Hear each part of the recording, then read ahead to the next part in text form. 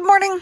5 o'clock, and I'm Joan Jones with your top stories. Sunny throughout the day today, not as breezy as yesterday. Our high today will go up to 83 degrees. News organizations are projecting that Los Angeles Mayor Karen Bass will advance to a runoff in her bid to continue her leadership of the city. Now, they're not projecting who her opponent is quite yet. But with more than 50% of the votes counted, Spencer Pratt does appear to be that opponent. Obviously, I was going to accept whatever God's plan was tonight. I was going to be happy if I wasn't moving forward because I would have known that God didn't want me to be the mayor. But now I feel very confident that I'm going to continue to work hard. Well, it's not a sure thing. It takes days to count the votes in California because of the rules around mail-in ballots. In the state's governor's race, 61 candidates were on the ballot. Former Fox News host Steve Hilton, who was endorsed by President Trump, was leading in the overnight results. He hopes to become the state's first Republican governor since Arnold Schwarzenegger. But to do it, he'll have to beat Democrat Javier Becerra, the former Health and Human Services Secretary. It's ABC's Lionel Moise. By the way, Katie Porter, the mashed potato thrower, ended up with just 5% of the vote at the bottom of the pack. In Clarksville last night, police located a missing 3-year-old boy in the attic of his home. He was heavily concealed, say police. This daycare worker tells Channel 4 that boy is in the foster care system. He is sweet. He is funny. He is compassionate. If you're ever feeling sad, he'll come up to you. What's wrong? Like, let me give you a hug. He's just really one of the sweetest kids. That boy was taken to the hospital to get checked out. Market numbers brought to you by Beacon Capital Management, online at beaconcm.com. Markets stayed close to their records thanks to pulls by big tech. The Dow added 229 points. The Nasdaq gained 7. The S&P rose 13 points. Generac climbed nearly 6% after saying it signed a deal to provide backup power generators to an unnamed data center operator. In the oil markets, prices rose again to claw back more of last week's slump. Brent crude climbed 1% to settle at $96 a barrel. Investment research company Morningstar is valuing SpaceX at $780 billion, less than half of what Elon Musk is targeting. Michelle Franzen, ABC News. And stock futures are pointing down this morning. The Dow futures down 189 points. That's the latest news. Stick around for your traffic next. I'm Joan Jones, WTN News. Hey, it's Dan Mandis from Super Talk 99.7 WTN and Nashville's Morning News. I'm here with Chris from USS, United Structural Systems. He's checking out my basement, my foundation, my crawl space to see if there's anything wrong. Fingers crossed.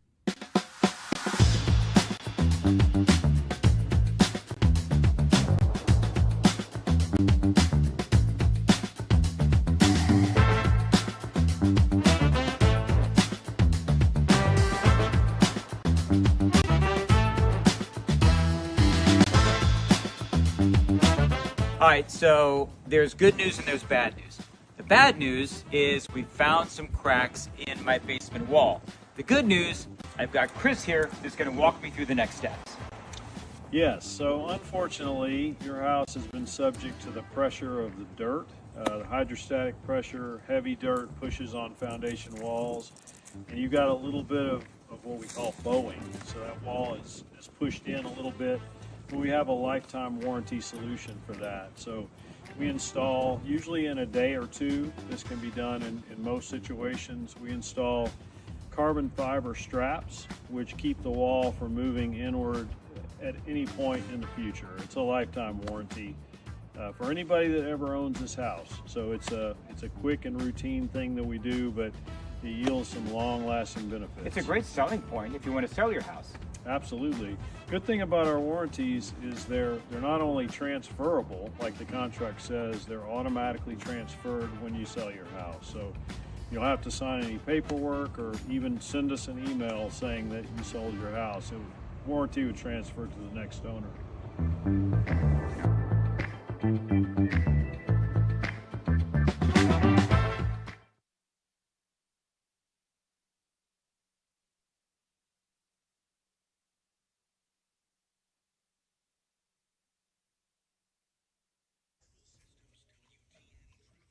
So we have a crash this morning in Creve Hall. It's on Wallace Road east of Nolensville Pike. That one involves some injuries. There is a delay this morning on 24 as you're traveling in from the north this morning. It's a delay that starts around the Pinnacle area, ends up around Jolton. Not really sure what's happening in that area. Traffic every 10 minutes every morning on Super Talk 99.7 WTN.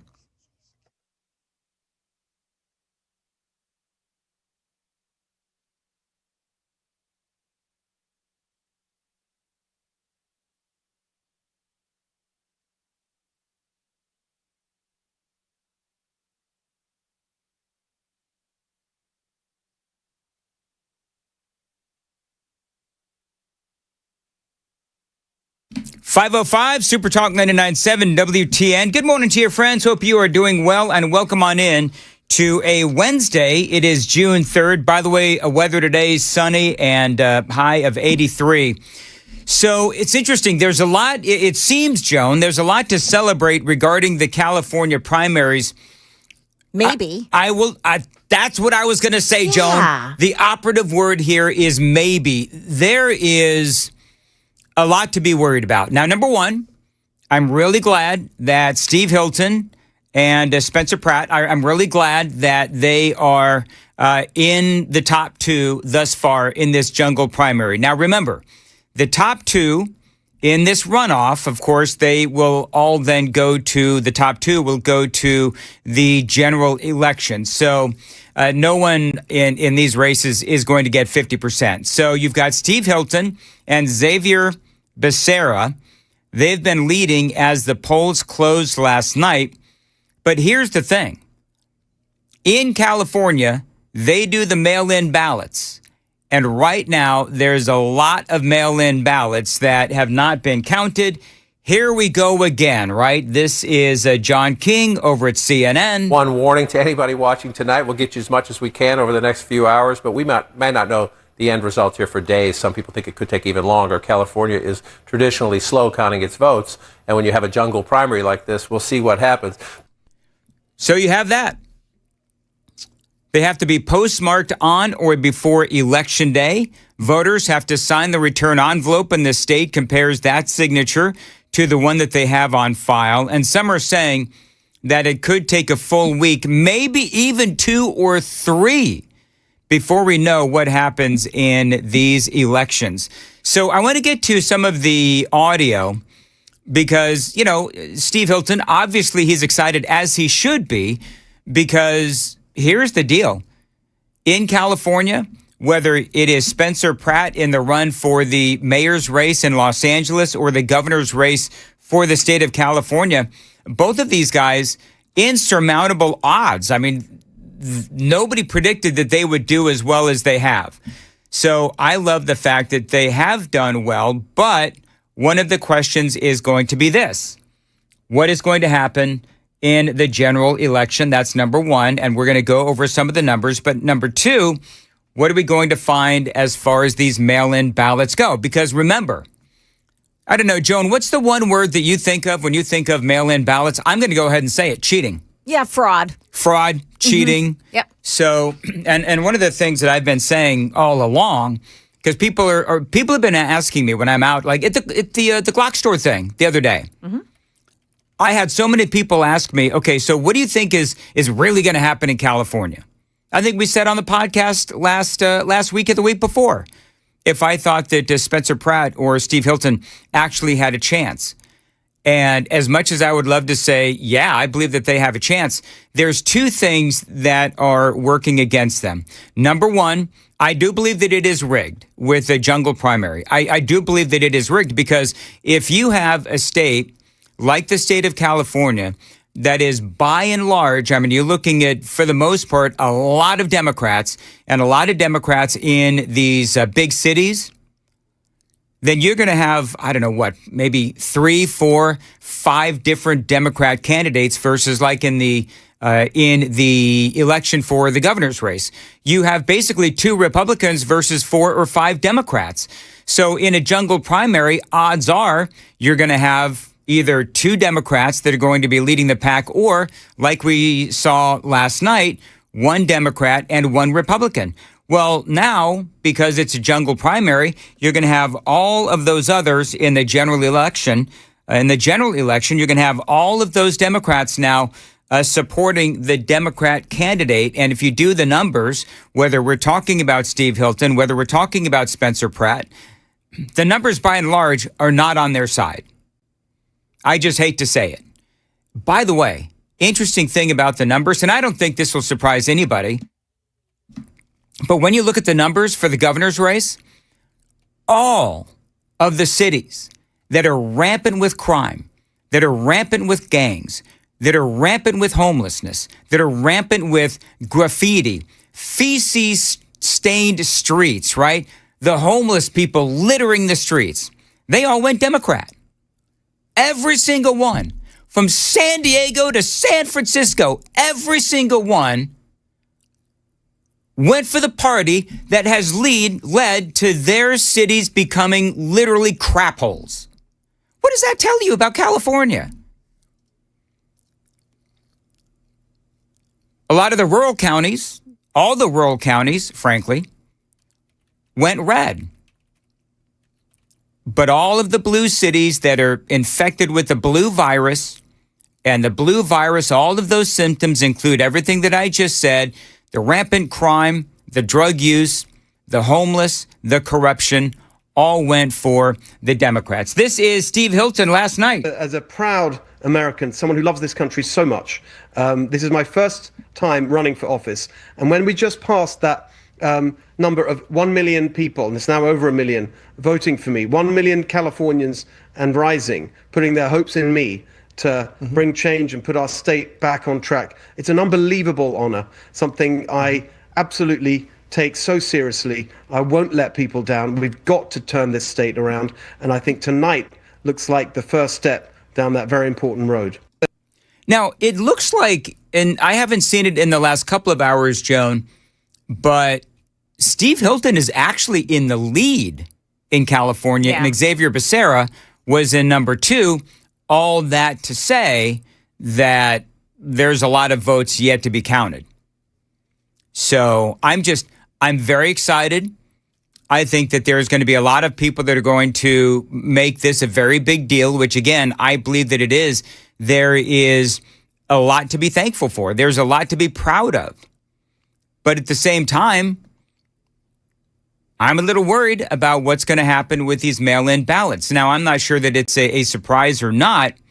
California has seen one train wreck after another with Gavin Newsom and Democrats at the helm. The fires, the corruption, the illegal immigration, the crime, the bridge to nowhere. Remember that whole thing? The regulations that literally strangle everything.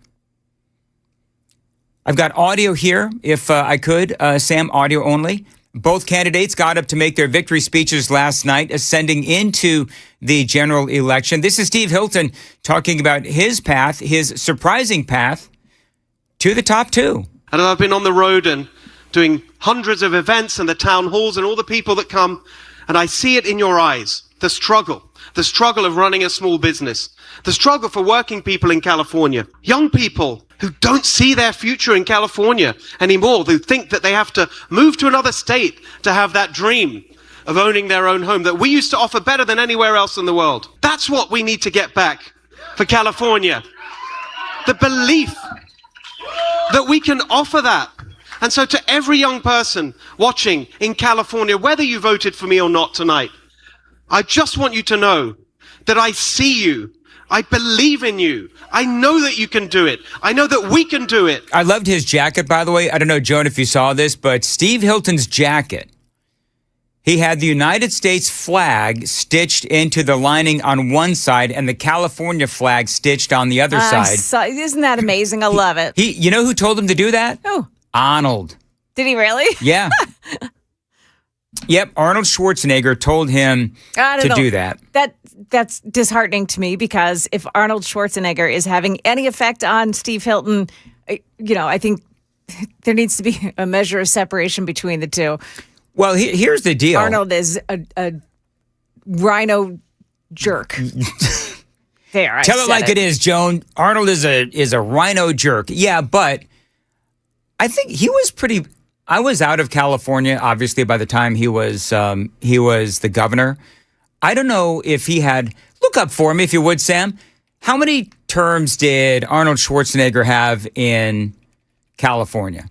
Because I've got like you, Joan. Well, I've got mixed feelings. I don't think you have any mixed feelings. You call him a rhino jerk, but I think that Arnold Schwarzenegger did what he had to do to win the governor's race in California. 2 terms.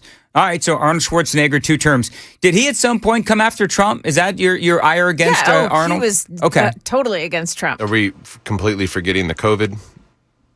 Screw your freedoms.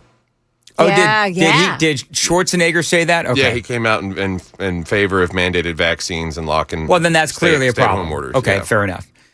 Steve Hilton became a U.S. citizen in 2021 after working within the Conservative Party in the UK. Steve Hilton has had a very interesting path to being first in last night's governor's race in the state of California. By the way, Xavier Becerra, the Democrat, former Attorney General for the state, had this to say. It appears that we are on track to advance to November.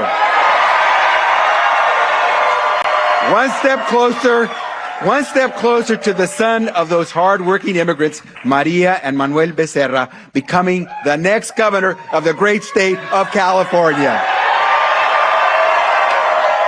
All right, so now, and they're calling California right now, by the way, too early to call. Hilton is in first place. Becerra is in second place. You've got Tom Steyer in third place. I thought Tom Steyer was a billionaire. Joan, isn't Tom Steyer that billionaire? Oh, he's definitely a billionaire. I'm so confused. Yeah. I thought the Democrats didn't like. I thought billionaires weren't supposed to exist. Yeah. He's part of the oligarchy. Isn't that convenient for the Democrats? Mm-hmm. Interesting, isn't it? Actually, Tom Steyer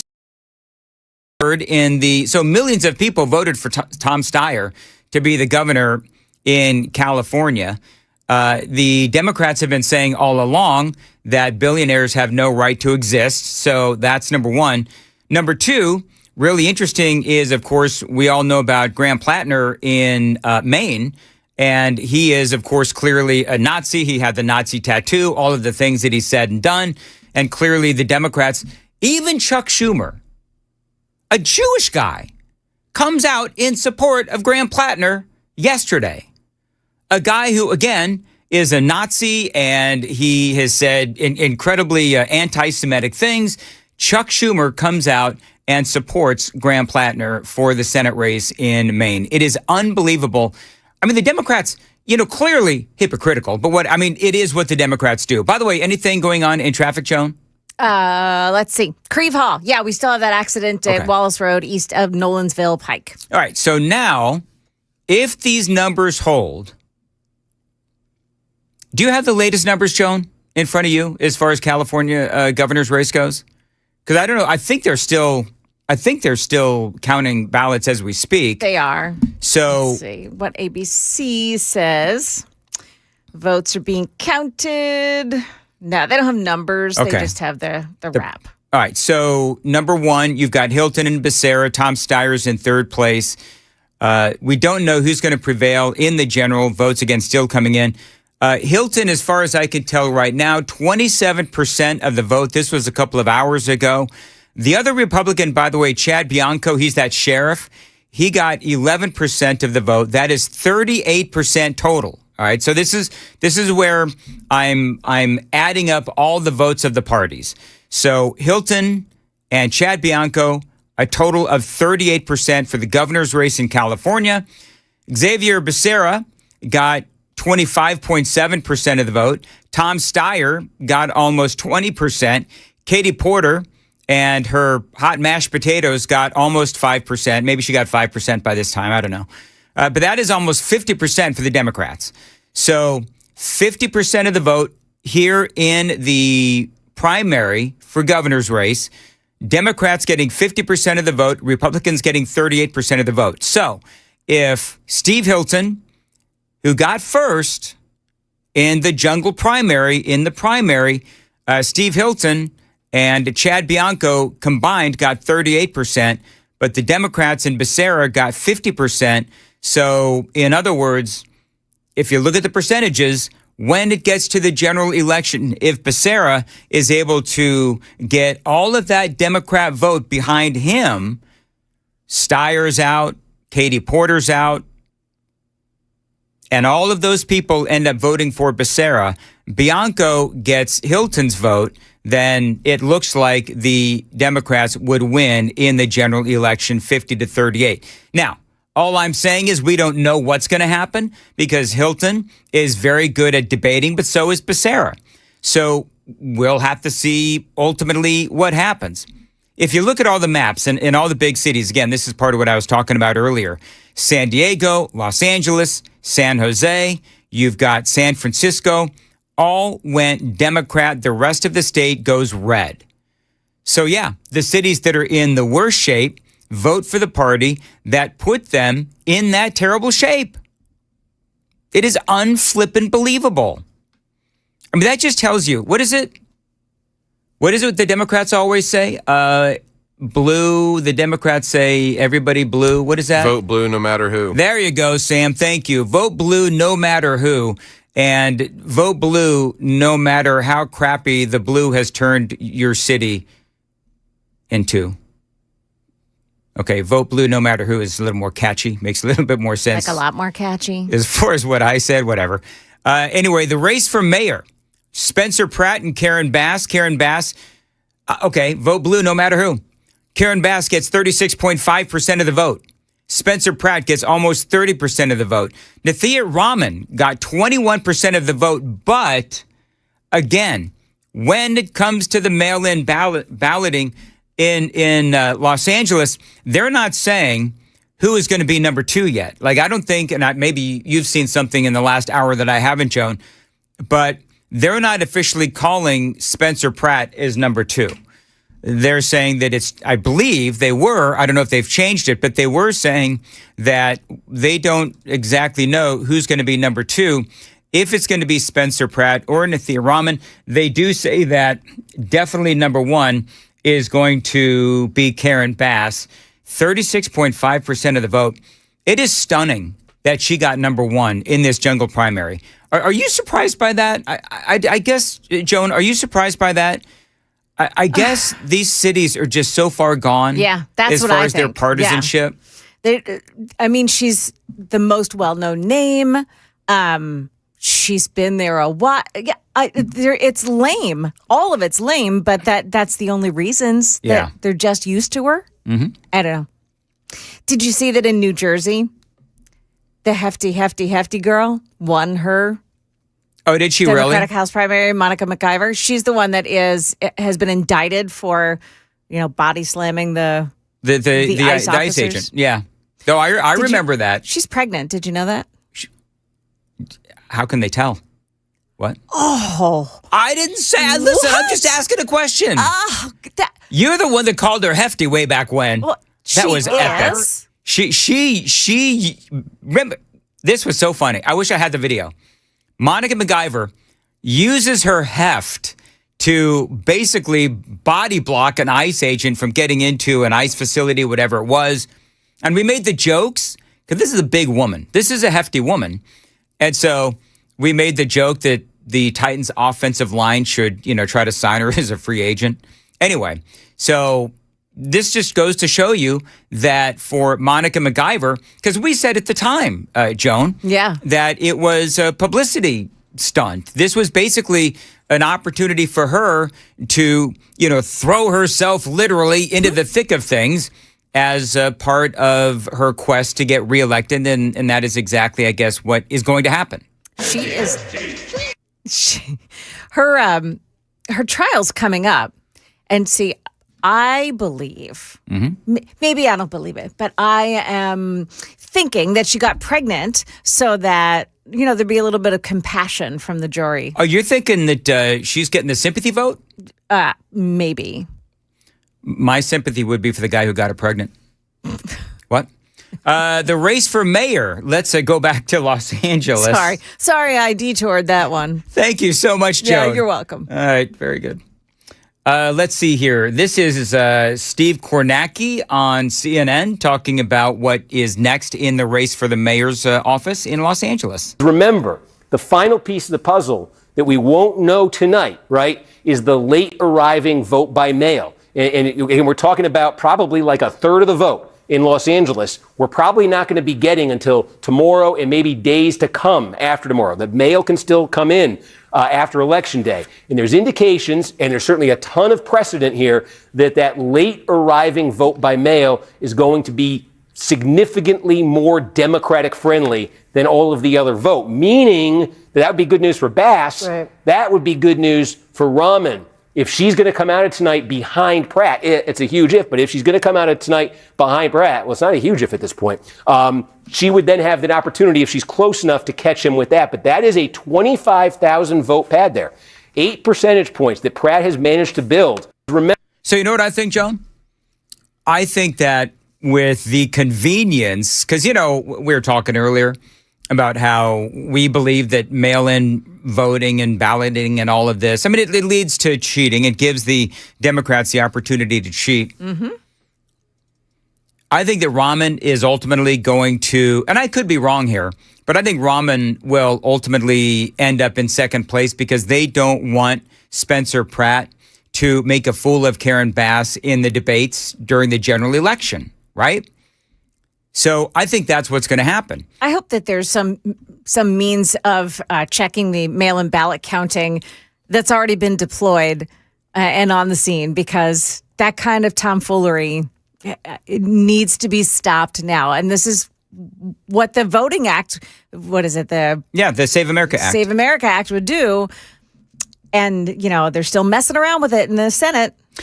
Joan, it's not tomfoolery. It's Bass-foolery. Bass-foolery. Karen Bass. Yeah, Fuller. Got that. Do you know in California they mail a ballot to every single registered voter in the state? Every single one. So clearly, I don't know. I'm with you, Joan. I'm seeing a lot of tomfoolery. It is 5:27. Joan's got the news at 5:30. Joan. Yeah, coming up here, Dan, in the news at 5:30, an exchange of missile fire between the U.S. and Iran overnight. What happened there? It's coming up in just moments on Super Talk 99.7 WTN.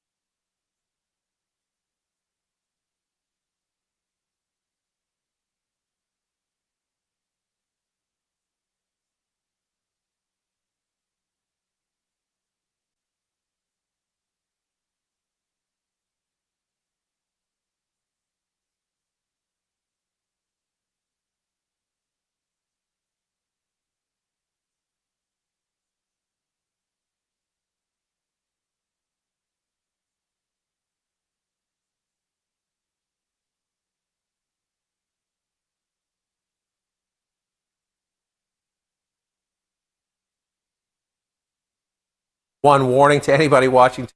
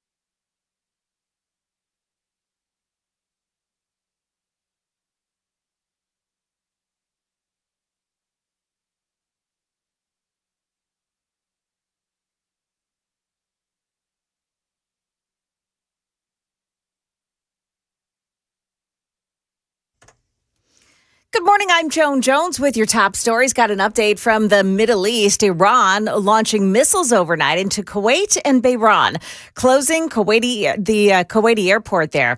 The U.S. has conducted airstrikes on Qasem Island and disabled an oil tanker off the coast of Iran. U.S. Central Command says the ship, which was empty, ignored repeated warnings over a 24-hour period as it made its way toward Iran's Karg Island. A Hellfire missile launched from a U.S. warplane into the ship's engine room. The Botswana-flagged oil tanker is now disabled.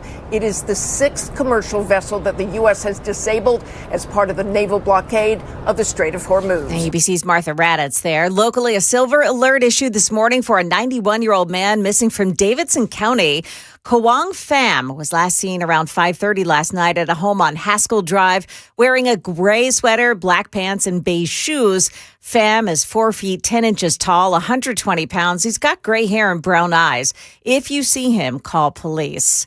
A federal jury convicted a registered nurse practitioner from Murfreesboro for intentionally overprescribing opioid pills at her workplace. Here's News 2's Kendall Ashman. Heather Marks was indicted alongside other medical professionals. A jury found her guilty of overprescribing controlled substances to patients at a clinic in Carthage.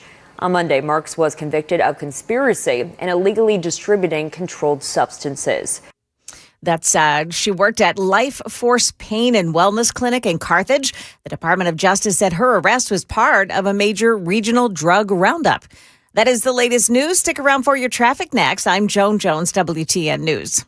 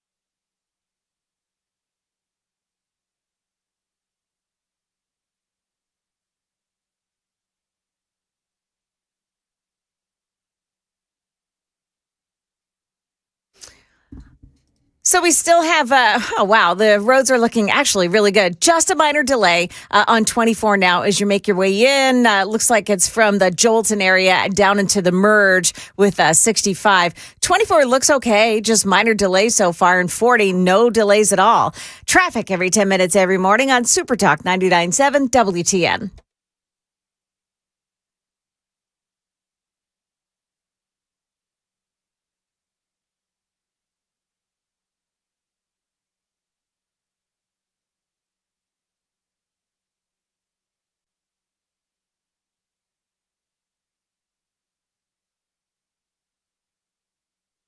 .538, Nashville's Morning News on Super Talk 99.7 WTN. You know, the other day, Joan, we were talking about how Mason has been promoted.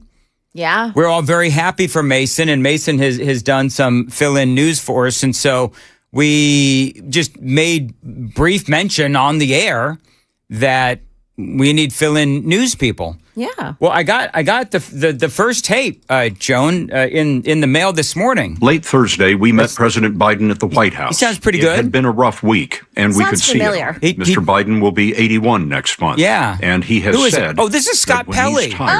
He sent us a tape because he just got fired from CBS. What? Yeah, he got crap canned by CBS, Scott Pelley. Can I just say that there's nobody more deserving of being crap canned than Scott Pelley? Pompous A. You know, when you look up Pompous A in the dictionary, Scott Pelley. It's his face. It's his face. Yeah. I'm trying in my head to figure out a way to work in the first part of dictionary and Scott Pelley. Yeah. You know, because I think he's a Richard. But I can't do it on the air. Like if I had some time off the air to think about how to, magically work that in, but I can't do it. I got one. Go ahead. The pretentious prickly pear. Pretentious. He is pretentious, self-important as well. So anyway, he got fired, I guess it was last night, from CBS. So they have a new boss at CBS. Y'all know what happened over at CBS, right? Barry Weiss is now head of CBS News. 60 Minutes is part of CBS. Barry Weiss, who all she wants to do is return CBS and 60 Minutes to its, previous greatness as far as reporting and unbiased reporting, because everybody knows that CBS and particularly 60 Minutes, they've had a problem with their bias reporting. They are not unbiased as they should be. But here's the crazy thing, and I'm going to get into all of this. Barry Weiss, Joan, was hired in October of 2025. Yep. Do you know the ratings have been up since she took over? Oh, seriously? Yes. Then she's doing her job. So what is Scott Pelley complaining about? So they had a big meeting, I guess it was yesterday, and she had fired the current executive producer and brought in a guy named Nick Bilton. Nick Bilton is a technology journalist. CBS said that what they're trying to do with bringing in a technology journalist is they're trying to build a show that thrives in the 21st century. There were others that were let go as well. And so Pelley, in a staff meeting, because when a new guy comes in, right? Typically, you've got a staff meeting, you bring everybody in, you bring in all the anchors, you bring in all the staff, and everybody gets to meet the new boss, same as the old boss, whatever. So Pelley just decides that he is in this staff meeting, that he is going to start criticizing not only Barry Weiss, but also the new executive producer, Nick Bilton. Now, if you don't know what an EP is, an EP, executive producer, he's basically the guy in charge. He is the person in charge of the entire broadcast, from the nuts and bolts of the reporting and everything. And so Scott Pelley decides, in his infinite wisdom, to start criticizing Barry Weiss and saying that she has absolutely no qualifications to be leading CBS News, and that Nick Bilton, he said in front of the entire staff, he says, Nick Bilton, you don't have the experience or the qualifications to lead 60 Minutes either. And so this happens in front of the entire staff. Now, do you think that Pelley, Joan, knowing what we know about the all-important Scott Pelley, do you think that he knew that he was going to get fired? Or do you think that he thinks that he is so important that there's no way they were going to gun him? I think that he sat there and said these things thinking that he is expressing verbally what everyone in the room around him is feeling. He was the speaker for everyone. When he said things to this new executive producer, he said to Bilton, Pelley asked Bilton why he had accepted a position at a show knowing that you would never be welcomed here. I mean, you say that to your new boss? And Bilton basically said, I'm not afraid of taking a job where I'm not welcome. And oftentimes, by the way, a new boss oftentimes is not necessarily welcome in a new place. And it takes a boss with... Especially in newsrooms. They're very, very... everyone is very tight and nobody can get in from the outside. No, you're absolutely right. And so the more that you read about this whole exchange with Scott Pelley and the staff, here's exactly what he said, according to people in the room. Mr. Pelley says that Bari Weiss, she has no qualifications for her job. You have slender qualifications for this job. The changes that she's made at the evening news have been catastrophic. So why should we expect that any of this is going to be any better? Bilton responded, well, I will show you. That's what I have to say. That is my plan. Over the next 2 weeks, I'll be meeting with everyone. I'm very excited to meet with everyone, yourself included. Pelley pressed Mr. Bilton repeatedly on why CBS had fired. There were 2 reporters that were fired. Bilton said those decisions predated his hiring. Scott Pelley asked Mr. Bilton why he had accepted a position at a program knowing that you will never be welcome here, as you said, Joan. Bilton said, I have no problem taking a job in a place that I am not welcome in. He says, I don't think that will be the case, he added. You're not going to intimidate me in front of this group of people. I want that to be clear. I think Bari Weiss said to Bilton, there's no sacred cows. And I think that Scott Pelley thought perhaps that he was a sacred cow. I think that he perhaps felt like he was untouchable. Because there's a lot of people like that in broadcasting. I mean, let's just be honest. There's a lot of people in broadcasting, and Joan, you know this as well as I do, that there are people that think that their crap don't stink. And Scott Pelley, clearly, I mean, as you know, he is one of those guys. The self-importance of Scott Pelley is incredible. This is bald-headed guy on CNN. What's his name? Bald-headed. Brian Stelter. This is Brian Stelter, and he is talking about how this is an earthquake at CBS News. Yeah, this is like an underwater earthquake at CBS News. It's not going to be visible on TV right away, but this is bound to have many ripple effects and maybe a legal battle. Scott Pelley has been a 60 Minutes correspondent for more than 2 decades, and tonight he was fired by CBS News management one day after he erupted at a staff meeting and said that his current bosses are not qualified for their jobs. Pelley said yesterday that CBS News editor-in-chief Bari Weiss is, quote, murdering 60 Minutes by firing veteran staffers and hiring a former tech reporter named Nick Bilton to run the show.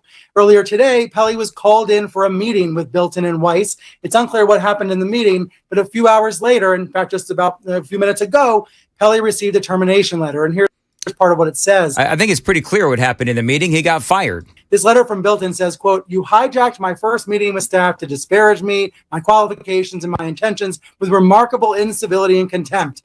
Bilton says he tried to find a way forward, but you made clear you're not interested in such a path. The letter says Pelley has been terminated for cause, which means there will probably be a legal battle. Pelley might lawyer up and try to sue CBS. We'll see what happens. This is incredibly unusual to see a blow-up like this at a major network, with Pelley leaving and concerns about political clouds hovering over CBS News.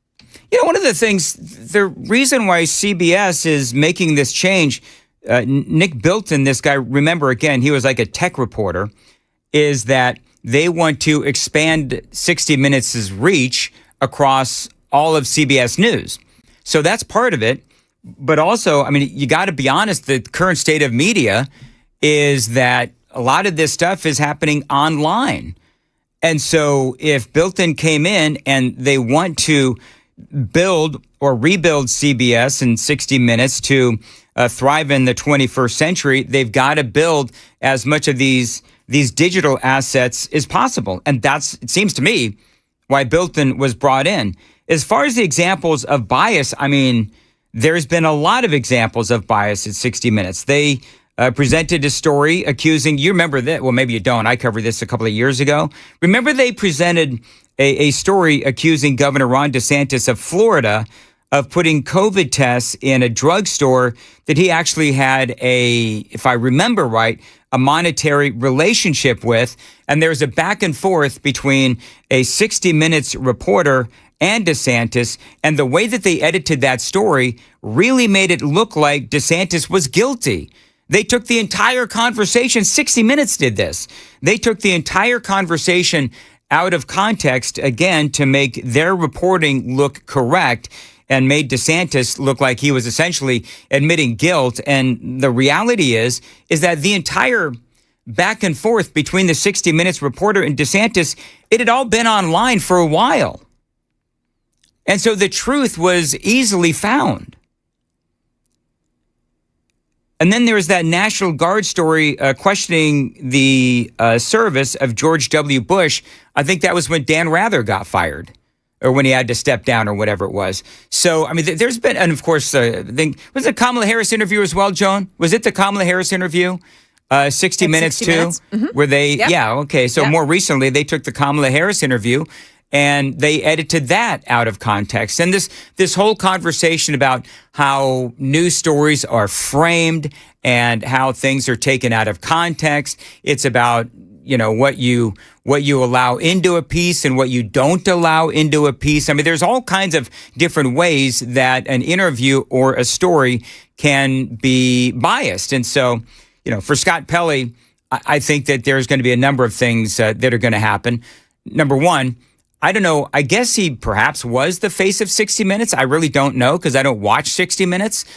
60 Minutes is still popular, but I think that when you look at the ecosystem of news today, just when you're looking at what is happening on the networks, on regular TV, when you look at what's happening on CNN, when you look what's happening on Fox News, I mean, Gutfeld.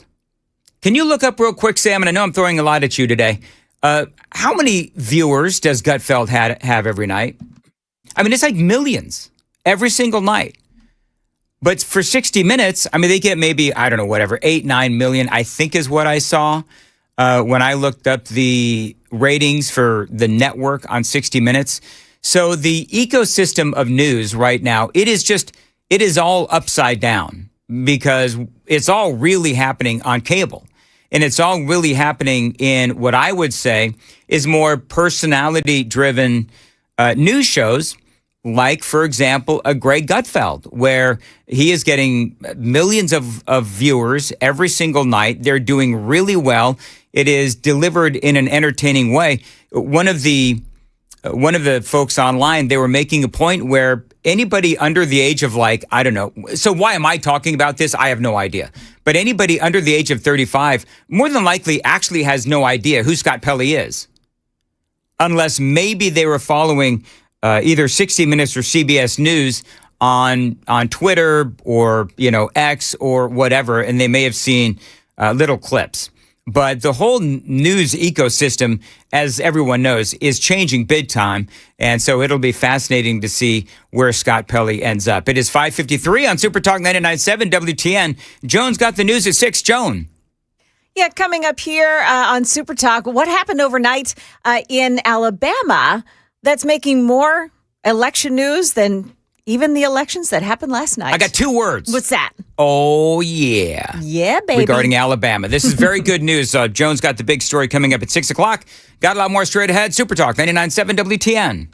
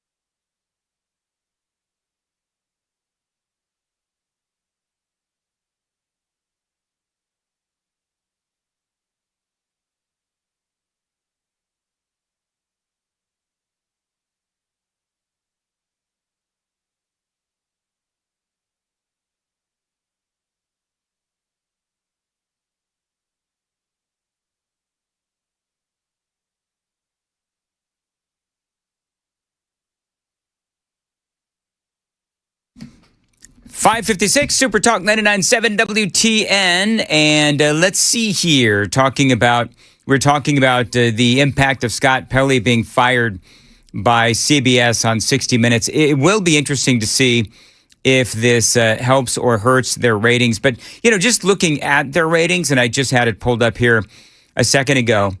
But Gutfeld way, and I mean way, has higher ratings than CBS does as far as just sheer number of viewers, et cetera. So when you look at, again, the news ecosystem, it's abundantly clear that things have changed. And I think that Scott Pelley, this is somebody who, number one, has no personality at all. And number two, again, his clear self-importance is not doing him any good. But they talk about, and I looked up the ratings of Gutfeld versus 60 Minutes, and there's all kinds of different, demos and all this kind of stuff. So I just have to, get down to brass tacks. But they do say that in 2025, Gutfeld was the only major late night show to post gains in both total viewers and the 18 to 49 demo, beating the broadcast rivals like Jimmy Kimmel and The Late Show.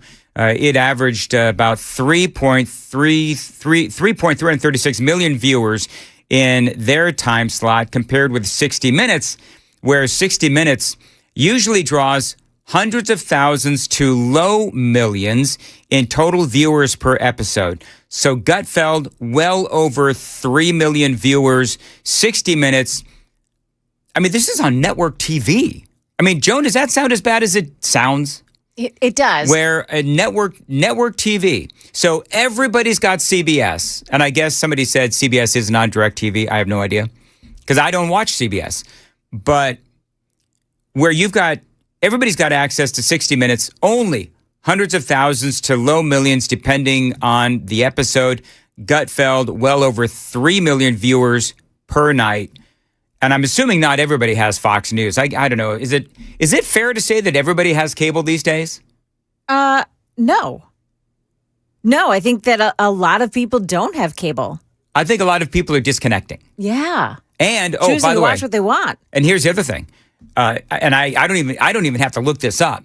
But when you also look at what people are streaming as far as clips goes. Yeah. I mean, what do you think? Are people downloading and viewing on the socials more content from Gutfeld and Fox News, or Scott Pelley and 60 Minutes? Yeah, I don't think Scott Pelley in 60 Minutes is doing it. No. Listen to this, though. How about this stat? Johnny Carson's ratings during his 30-year run on The Tonight Show drew regularly 9 to 15 million viewers nightly. Wow. I mean, that's how far nighttime comedy has fallen off. And you know what? If they had somebody, and I know that this is a well-worn territory, but if they had somebody like Nate Bargatze. Yeah, somebody who's funny. Somebody who's actually funny. And cares about being funny. And wants to keep it non-political and wants to keep it clean. I think that you would see those late-night ratings go up. Oh, all right, yeah. Got to go. 6 o'clock on WTN.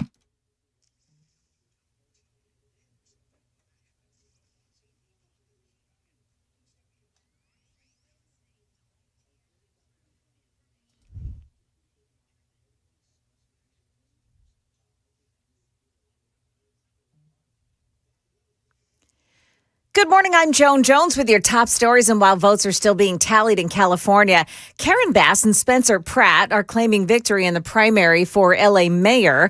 And Steve Hilton is leading the field right now for the race for governor.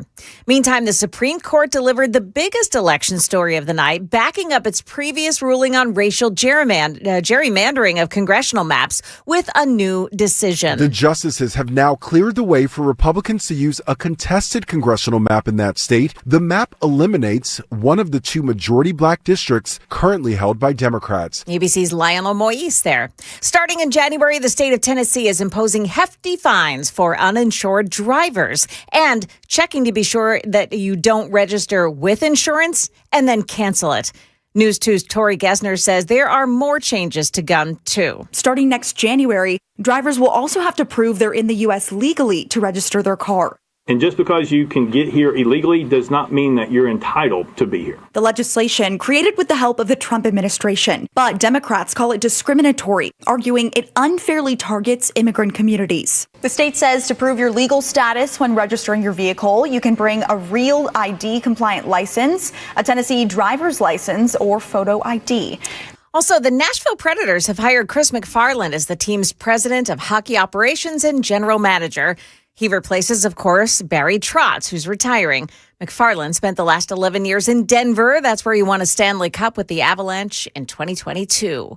Market numbers brought to you by Beacon Capital Management, online at beaconcm.com. The big three stock averages head into midweek riding on new record closes. The Dow Jones gained 229 points Tuesday to finish the session at 51,308.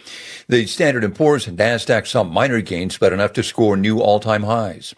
One of the few remaining classic urban department stores is closing for good. The flagship Neiman Marcus location opened in downtown Dallas in 1914. Saks Global, which acquired Neiman's in 2024, has decided to shutter the 9-story building on September 30th. And country star Garth Brooks is considering selling his music catalog. The Wall Street Journal says the 64-year-old has valued his publishing, songwriting, and recording rights at about $2 billion.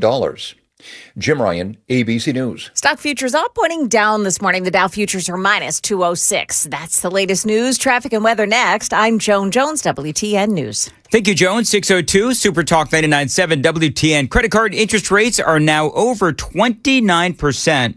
And most people are only making the minimum payments, so they're getting nowhere in paying off that loan. Dan Mandis here. Now, what a lot of homeowners simply don't realize is that using the equity in your home, you can easily access hundreds of thousands of dollars in cash. With Loan Pronto's Rapid Equity Loan, you can pay off your credit cards, your existing HELOC, your car loans, or get money for that home improvement project.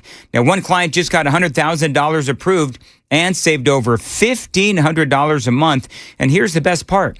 With Loan Pronto, you can do it all from your phone. That's right. And with zero out-of-pocket expenses, no hard credit pull up front, no appraisal, no long drawn-out bank process, and no touching your first mortgage. Rates right now at a near 3-year low, so you've got to act right now. Go to loanpronto.com and see how much money you can get in about 60 seconds. Loan Pronto, 2,800 5-star Google reviews. Can't be wrong. Call them at 615-499-5780, 615-499-5780, online, loanpronto.com. That's loanpronto.com. Equal housing lender, NMLS 166-1781, NMLSconsumeraccess.org.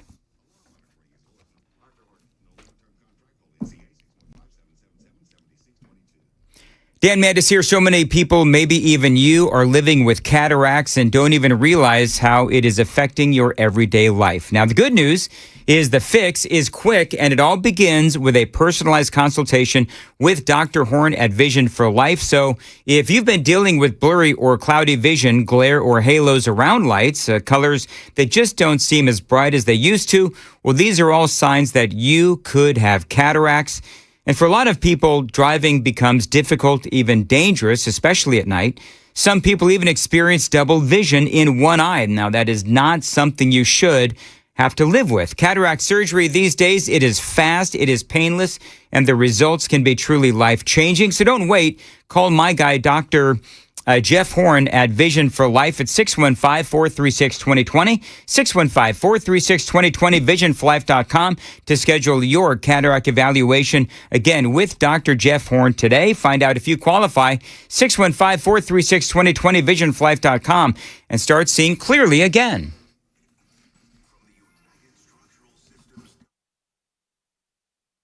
We have delays on 24 this morning, stretching from Laverne all the way into Nashville on 24 westbound. And there are some delays after the merge between 65 and 24 to the north. Other than that, though, it looks like a pretty clear morning as you make your way into work. Traffic every 10 minutes every morning on Super Talk 99.7 WTN.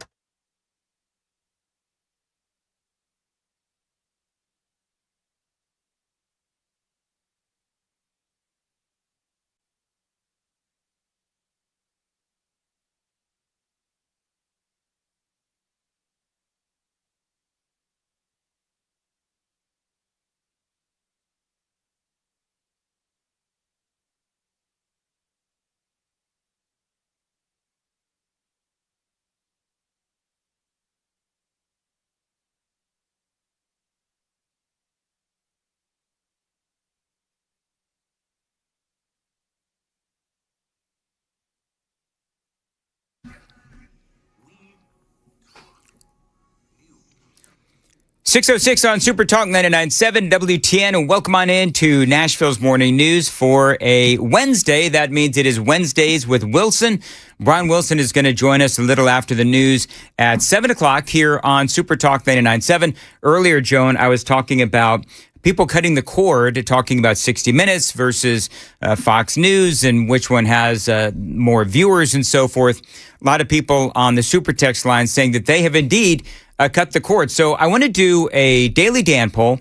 Watch us on YouTube, if you would. And by the way, radio is free. YouTube is free as well, right? So if you want to listen to or watch us on the radio or on your computer, on your phone, you can. YouTube, Facebook, Twitter, Twitch, 99.7, WTN.com. Nothing is thrilling, from what I understand, more than watching a radio show on your computer or your phone. But we have a lot of people that do, and more every single day. And for that, we are grateful. So the question I have is, have you cut the cord? And the other thing, we can only do one poll at a time. Joan, you ever think about cutting the cord? Have you cut the cord? I don't even know.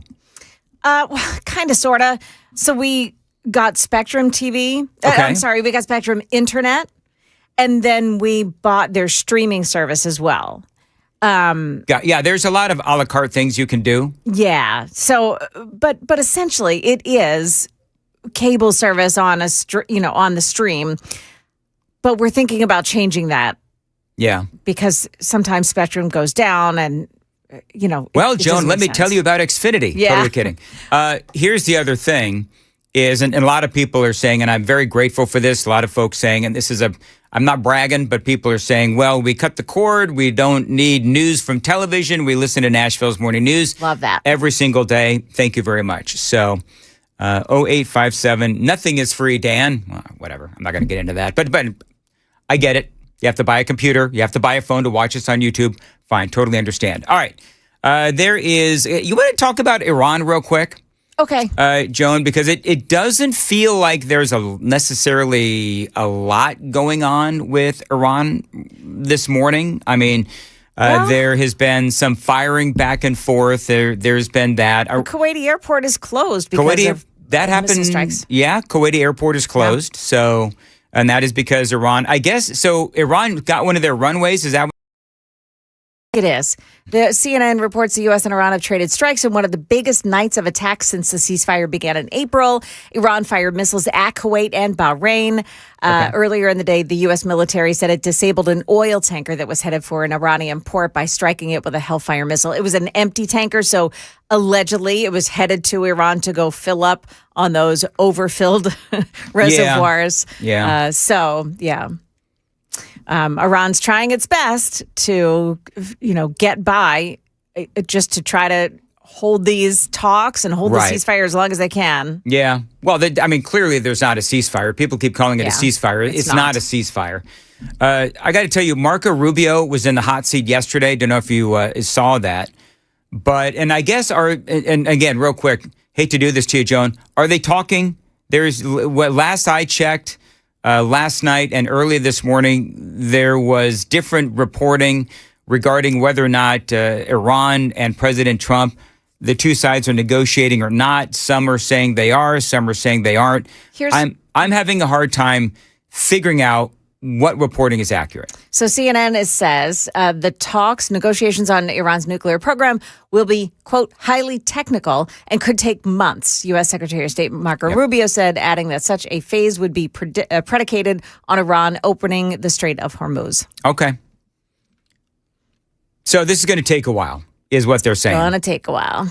So, well, that's what we've been talking about. This whole memorandum of, not to, go through the whole thing again, but this whole memorandum of understanding was basically designed to get the Strait of Hormuz opened and get the real conversation started. And we're not even there yet. So, yeah, this is going to take a minute. Now, Marco Rubio was, as I said, in the hot seat yesterday. He was being grilled about the Iran war, among other things, in front of a Senate panel.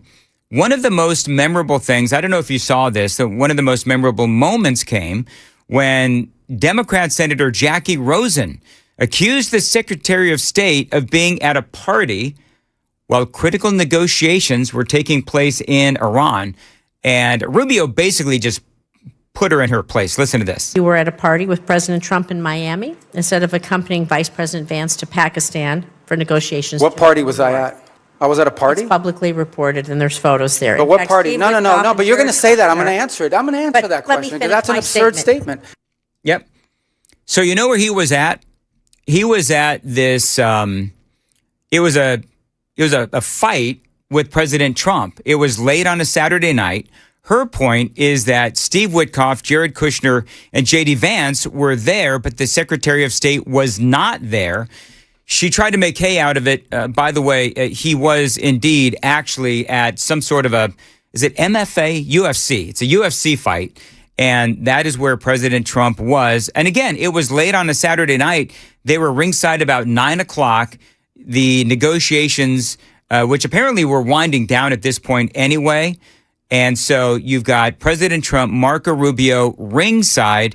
And Rubio is there, and as he's going to mention in this next audio and video bite, he's there right next to Donald Trump, and he goes into a secure room where he's talking to Witkoff, he's talking to J.D. Vance, and he's talking to Jared Kushner as well. We confirmed you to be our Secretary of State. We confirmed you to be in the negotiations that are happening.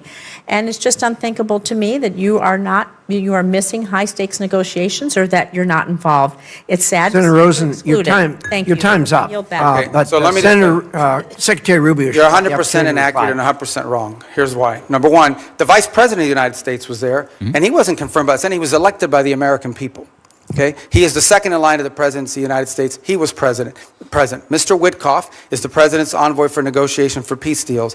Mr. Kushner is a private citizen that serves as an advisor on these functions. They were the team that we sent to Pakistan. I was not at a party. Where I was is next to the president. Because in the midst of those negotiations, I was in communications with them. And in fact, I think there is media reporting from that evening on how on multiple occasions I went into a back room, I came back out and spoke to the president and was constantly updating him. On that evening, I spoke to Mr. Kushner and our negotiating team and Mr. Witkoff on at least 6 occasions, including twice on a secure line from the phone they had access to over there. So you don't know what you're talking about. You're just Senator making Rosen, stuff up. he has the floor. I know your staff wrote up this cute statement for your TikTok video, but it's not true and it's not real. That's not what happened.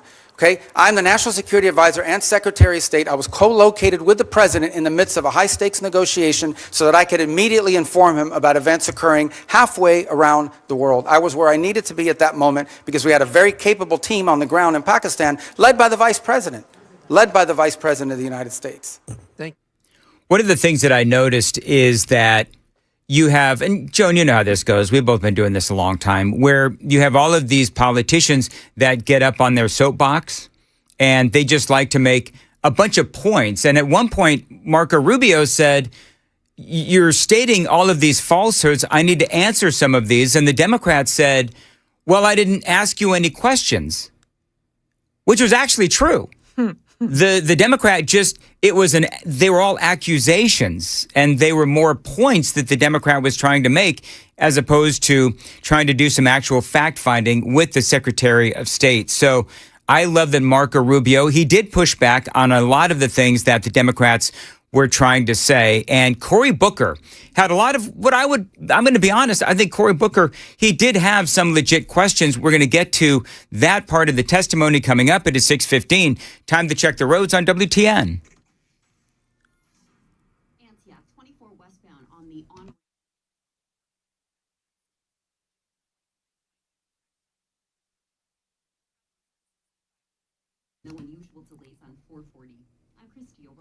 All right, at 6:15 on a Wednesday morning, sunny today, and a high of 83. Appreciate you listening to Nashville's Morning News on Super Talk 99.7 WTN. So, Marco Rubio, and this just kind of tells you that these Democrats actually don't know what they're talking about.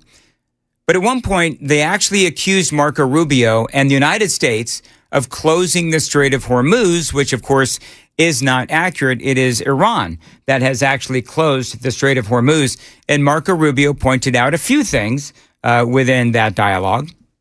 The only reason there's a blockade, the only reason why there's a U.S. blockade is because Iran has closed they're firing on commercial ships. And they've mined large segments of Hormuz, international waters. And so the blockade is only against Iranian ships. And it's very simple. The notion is if no one's ships are going to get out, then Iran's ships aren't going to get out either. We can't live in a world in which they get to close the straits and tell everybody, pay us a toll or we'll blow you up, but their ships get to go out unfettered. So that's the reason why there's a blockade. There wouldn't have been a blockade if Iran had agreed to do what they said they would do when the ceasefire kicked in, which is they were going to open the straits. So let me just focus on the straits for a moment. Number one, what they're doing is unlawful and illegal. There isn't a country on earth, other than Iran, and maybe Oman that flirted with it, who's in favor of what Iran is doing in the Straits. The Chinese are against it. The Russians are against it. Everyone is against it.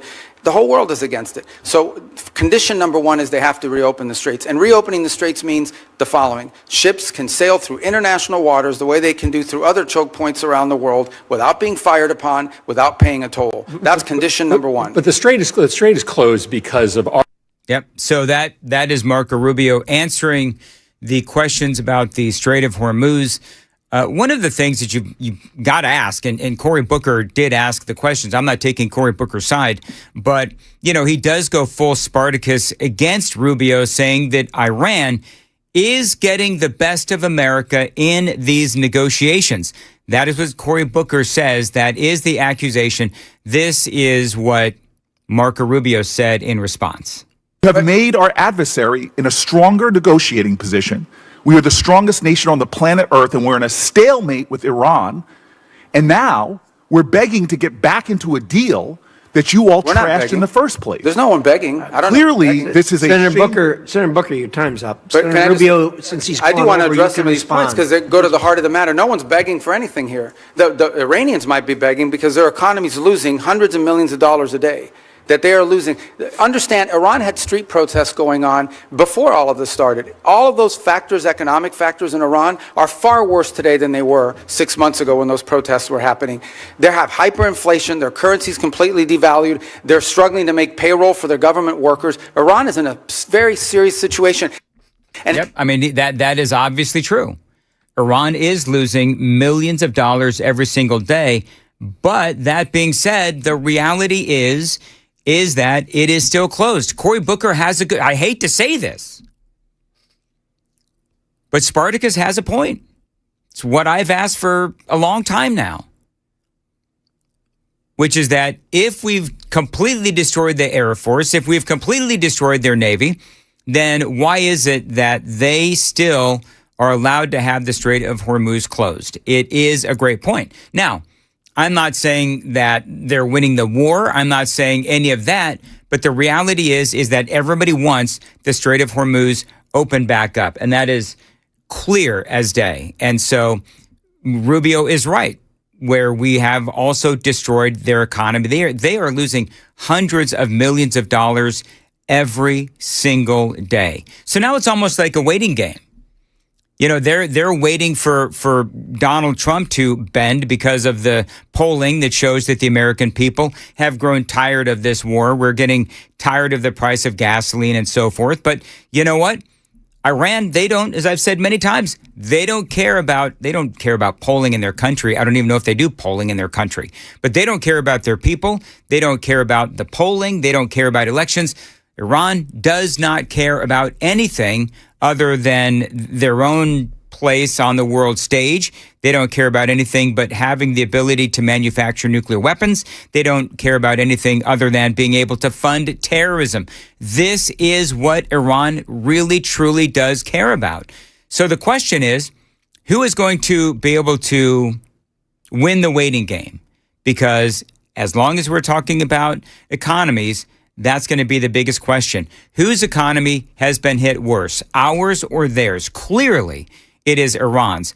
Although I do understand paying almost $4 for gasoline in some parts of Middle Tennessee is not fun. And that is, I guarantee you, on the president's mind. 6:21 on Nashville's Morning News. Got a lot more straight ahead. Joan has the news coming up at 6:30. Joan. Yeah, what happened last night as Nashville Council debated data centers in Nashville and the surrounding area? We've got that story coming up here at 6:30 on Super Talk 99.7 WTN.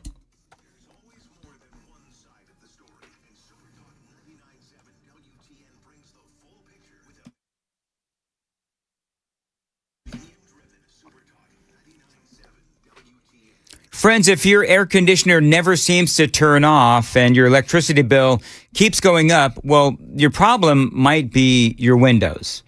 That's right. They may not necessarily be as energy efficient as they need to be. Well, the pros at Window Nation, they can help you get new energy efficient windows at a great price. Window Nation's buy 4 windows, get 4 windows free sale.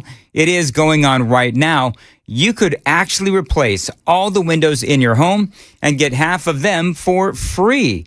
Now, you could also get 0 down payment and no payments or interest for 2 years.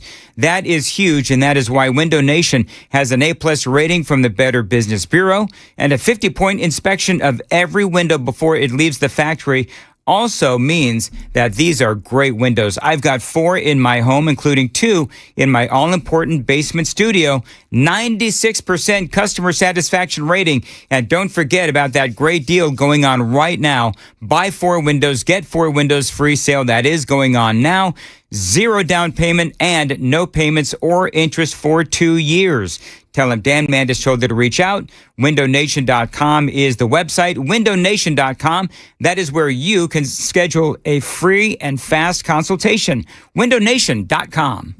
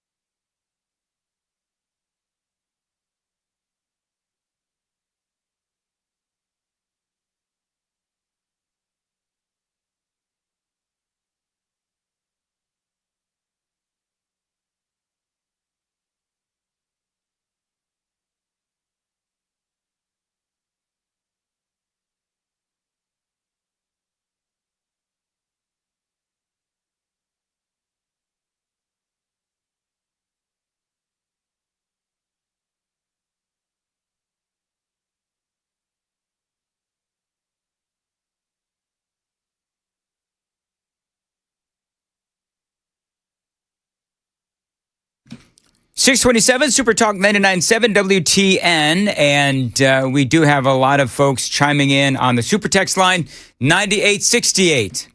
Hey, Dan, what was the status of the Strait before the war? Memory seems to tell me it was open and toll-free. I've been saying that for a long time. Obviously, that is something that if you've been paying attention, you know.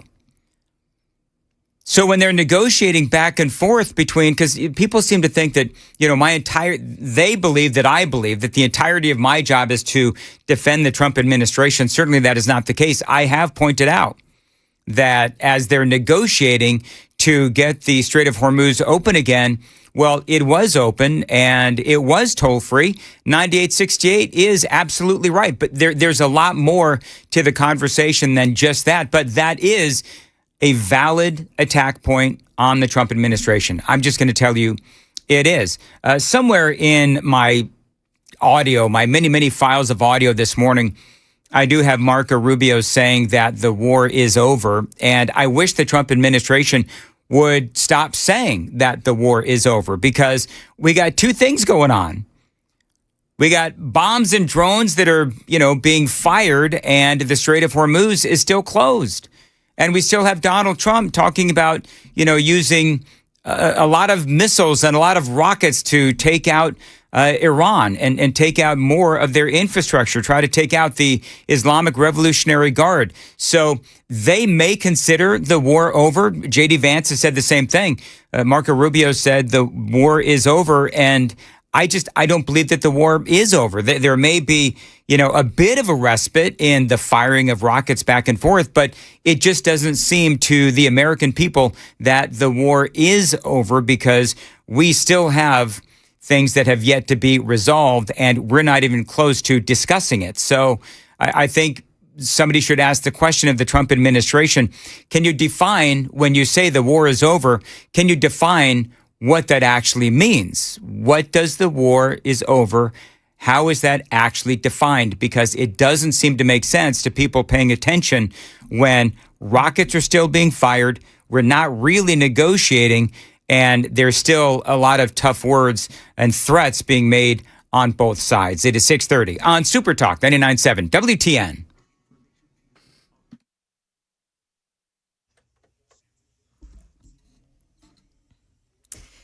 Good morning. I'm Joan Jones with your top stories, and we've got the full forecast and traffic still to come here.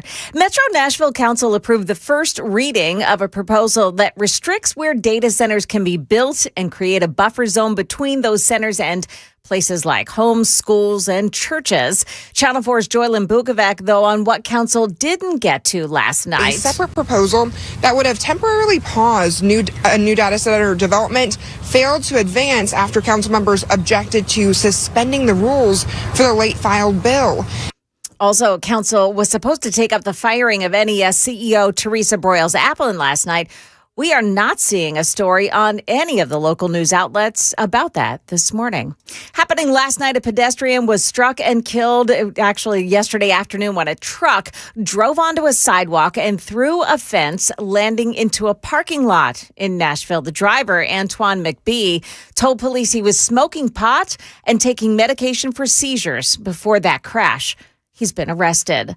The music world is mourning the loss of Grammy-winning singer Peabo Bryson today. His family said he had suffered a stroke. It was his soaring duets for Disney that brought him global recognition, partnering with Regina Bell on the Grammy-winning A Whole New World from Aladdin.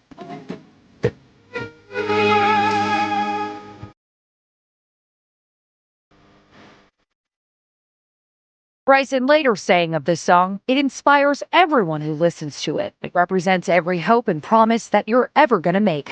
Hannah Battah reporting for ABC News there. Peabo Bryson was 75. That is the latest news, traffic, and weather next. I'm Joan Jones, WTN News. Thank you, Joan. Dan Mattis here for Stoltzco, a great Tennessee company. They do continue to grow and expand because they build incredible pole barns. And these pole barns can serve as a garage, an event space, an equestrian building.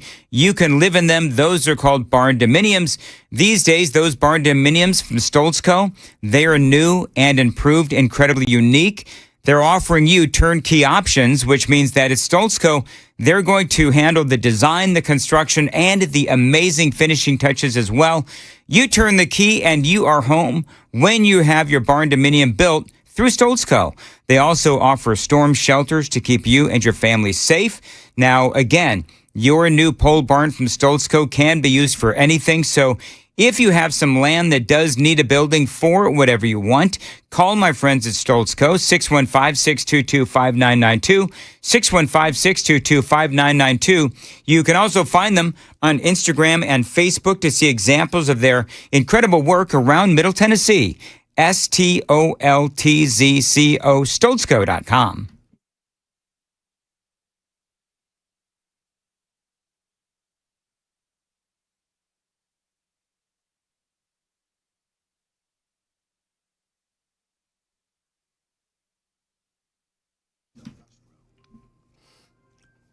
Dan Mattis here, lifelong dog owner, and I got to tell you, I've seen all kinds of behaviors with my dogs, and not all of them good. Now, I bet that you have too. So if you have a dog that needs some behavior training, my buddy Jeff and his crew at Ridgeside Canine Nashville, they can help you. Now, I do call these folks the dog whisperers. They've helped thousands of dogs and their owners over the last 25 years solve behavioral issues. They can help your dog as well. So if your pup has aggression, potty problems, anxiety, maybe some basic obedience issues, well, Ridgeside Canine Nashville, they can help you help your dog with just about anything. So one of the things that I really like about Ridgeside Canine Nashville is that they do believe that owner education is just as important as dog training. And long-term success with your dog begins with you. And at Ridgeside Canine Nashville, they've got a lifetime support guarantee. They are there for you 24/7. They are veteran-owned. So call Jeff today, 615-878-0380. Ridgeside Canine Nashville, 615-878-0380. Online, rsk9nash.com. The letter K, the number 9, rsk9nash.com. Ridgeside Canine Nashville, veteran-owned, proven results, and guaranteed for life.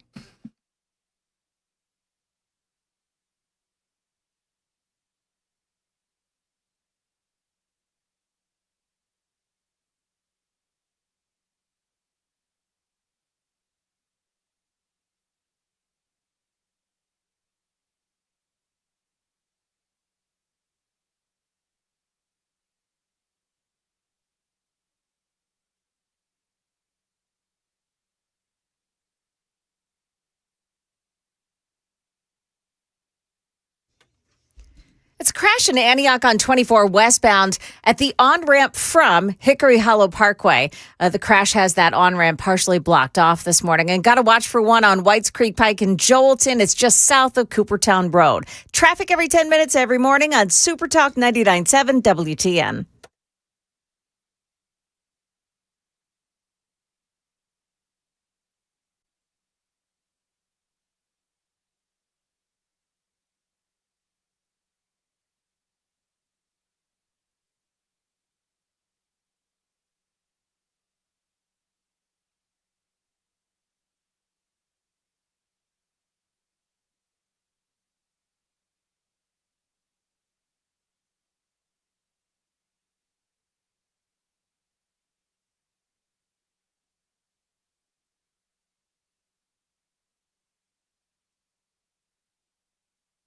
.636 Super Talk 99.7 WTN. Super text line is open 615-737-9986. 615-737 WWTN. What can the city of Nashville learn from where I live in Mount Juliet? Crime is dropping big time. So I've got audio and video for this, Sam. First up is audio only. Crime is dropping big time. One of the big questions is why is crime dropping in the city of Mount Juliet?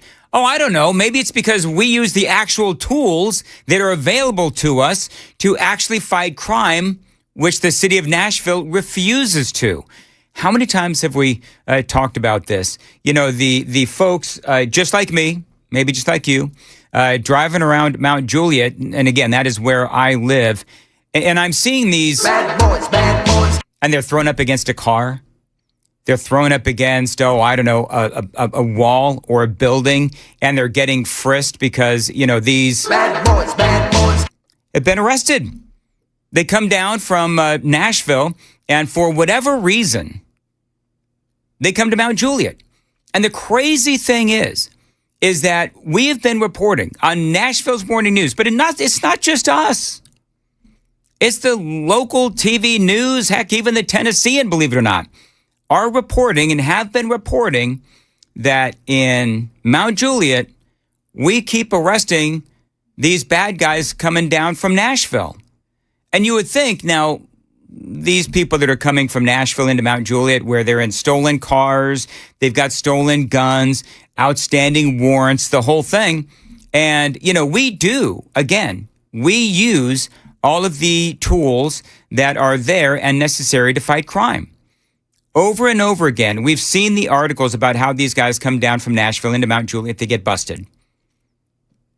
Clearly, the reason why crime is down in Mount Juliet is because conservative-run counties like Wilson County want to fight crime, while Democrat-run cities like Davidson, like Shelby County, they like to essentially ignore it. As rapid as Mount Juliet has grown over the years, the crime rate has done the exact opposite. Mount Juliet Police Chief Tyler Chandler credits the drop in crime to the officers and tools available to the department. Tools like license plate readers, cameras at intersections, and their future drone first responder program have helped lower crime.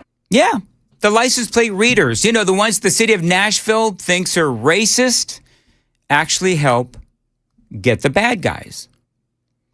Nashville did have LPRs for like 6 months, as you probably know. I know that you'll be shocked to know that criminals got arrested in the 6 months that Nashville did have the license plate readers. Then, of course, the activists got involved and said, oh, no, it's racist. ICE will use them. And, of course, privacy concerns as well. I say the privacy concerns are BS because these are out on public streets and businesses. We've had that argument before, and so has the Supreme Court. Now, the bottom line is that Nashville Metro Council, they don't want the LPRs. The few conservatives on the council do, but the council itself is by and large Democrat, and the Democrats, they always err on the side of protecting the criminals. Almost 2 decades ago, Mount Juliet averaged nearly 20 vehicle burglaries a month. As of this year, Chandler claims the department averages only one a month in a city that serves nearly 50,000 people. Even though officers are working around the clock to keep the city safe, Tyler says the latest data means the department could need fewer resources, which means the department could hire 1 or 2 officers per year instead of their usual 4 to 6. People wonder why there's so many people that are, fleeing the city of Nashville, because it is happening. A lot of people are moving into Nashville, but a lot of people are actually moving out of Nashville too, and into counties like Wilson County, like Rutherford County, like Williamson County as well. It's just, bottom line, Nashville is dangerous. From earlier reporting, according to Mount Juliet's Crime Insights, the city reported a 56% drop in burglary from this time last year. Auto theft dropped 27% in Mount Juliet during the same period. In context, Metro Nashville's crime statistics show Nashville's burglary numbers also dropped, but only by 15%. Auto theft dropped in Nashville too, but only by about 10%. And the reality is that even though Metro Nashville is seeing some drop in their crime, the reality is that they still, Nashville, it's where I'm at right now, Nashville is still one of the most dangerous cities in the nation. I'll go through some of those statistics. It's a story about Mount Juliet and what Mount Juliet is doing right. But it's also a story of what Nashville is doing wrong. And it really does punctuate the difference between Republican-led counties and Republican-led cities and Democrat-led run counties and cities. So that's the bottom line. And somebody just said on the super text line, at least Nashville is using drones. Well, they are sort of. This was in the news. I think it was in the news this week. but it's a drones first responder program. It is a pilot program, and they'll be used to get to an active investigation quickly. So we're talking about major crashes, missing persons cases, violent issues, violent emergencies, as they call them.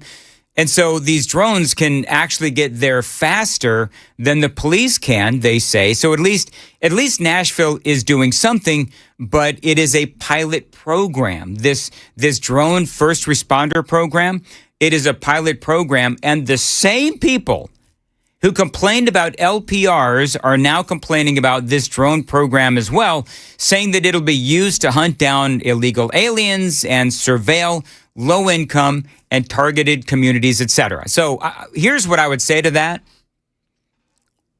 is that I don't mind actually using drones to hunt down illegal aliens if that's what we need to do. And if they are here illegally and they've been breaking the laws of the United States of America, then okay. Obviously not a big fan of surveillance, actually not a fan at all of surveillance. But you know that Mount Juliet is, by the way, doing the same thing.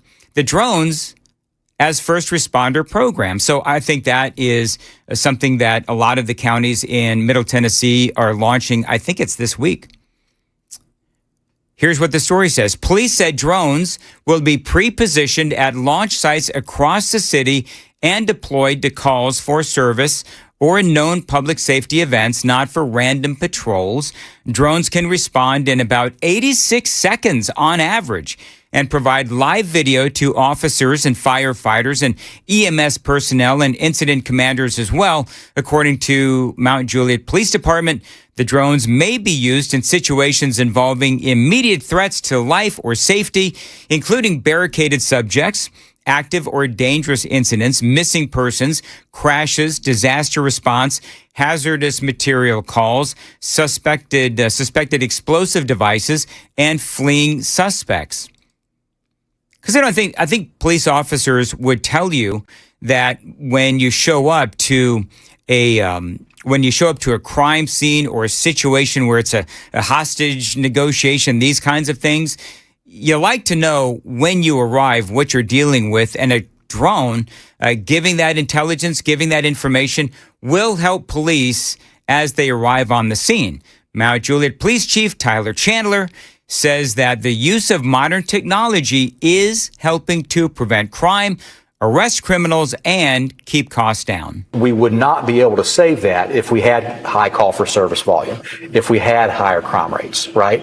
But since that continues to drop, we can be efficient. And by us being efficient, it saves our taxpayers so much more money. All right, now coming up, we're going to talk about how even though, some of the local officials in Davidson County, some of these Democrats will say, oh, crime is down in Davidson County, crime is down in Nashville.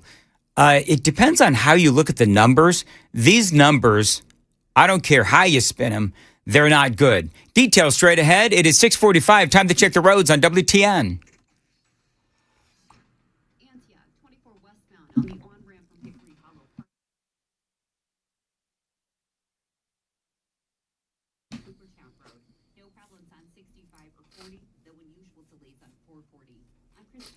As far as your weather for today, sunny and a high of 83. Appreciate you listening to Nashville's Morning News.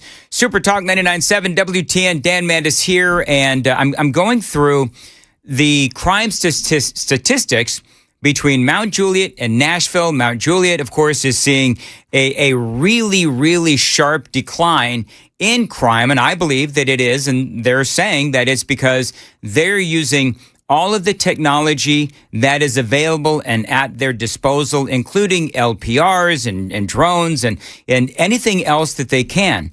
And so Mount Juliet, the police department there, is doing everything that Metro Nashville refuses to do. Again, from the story, I think this was on Channel 4.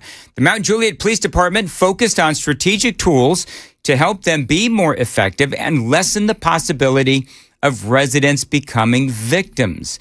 Without the community support, the police chief in Mount Juliet says the police department's success would really not be a reality. I love this quote. Listen, for those who commit a crime, they don't want to come here to Wilson County because they know they're going to get caught, Chandler said. And knowing criminals, we know they're going to commit a crime somewhere. He says, don't come to our city because we are well protected and our officers will find you. Bad boys, what you gonna do? What you gonna do? Well, if you come to Mount Juliet, we're going to arrest your butt. That's what we're going to do. Now, in Davidson County, because this is what happens, right? In Davidson County, you get arrested in Mount Juliet. In Wilson County, you go back to Davidson County. If you end up in front of a judge, more likely a soft on crime judge, then you'll be let out. You may not be charged. Who really knows? But, all of that has its consequences. I like the police chief in Wilson County in Mount Juliet when he says, don't come to our city, don't come to, because that's what they do, right? They come into Providence in Mount Juliet and they'll, try to carjack somebody. They'll try to strong arm somebody. That's part of what they do. And we catch them every single time. And yet they still come to Wilson County because they're just not that smart. In Davidson County, here's what's going on. Some highlights of Nashville crime. Overall crime rates higher than the national average compared to cities of all sizes. Violent crime, Nashville has a higher crime rate than the Tennessee state average and the nationwide average as well. And we're talking about cities of all sizes. Property crime is through the roof in Nashville. Now, one of the things that people will say is that property crime is going down. That might be true. However, it is still way high, not only for a city our size, but for cities of any size. All of the Nashville crime, do you know what it cost, the economic impact of the city of Nashville? $1.28 billion. So if Nashville would only watch and listen to what is going on in Mount Juliet, all you got to do, Nashville, is use the technology that you have in front of you. Instead of listening to the activists, instead of saying, oh, it's racist to use LPRs. No, you've got to use the LPRs and use the cameras to arrest the criminals, because I believe that the more criminals that you arrest, the more innocent people you're going to have in the city of Nashville that will not be victims of crime. I mean, I could very easily make the case that it is racist not to use all the latest technology like cameras and like LPRs, because a lot of the people in Nashville that are victims of crimes, black. So essentially what you're doing is you are choosing the criminals over the innocent people who end up being victims of crime. It is incredibly sad. But that's Nashville for you, 6:50. Time to find out from Joan Jones what is happening in the news at 7 o'clock. Yeah, coming up here, a man threatens to shoot up Music Row. What's behind that story? Coming up at 7 on Super Talk 99.7 WTN.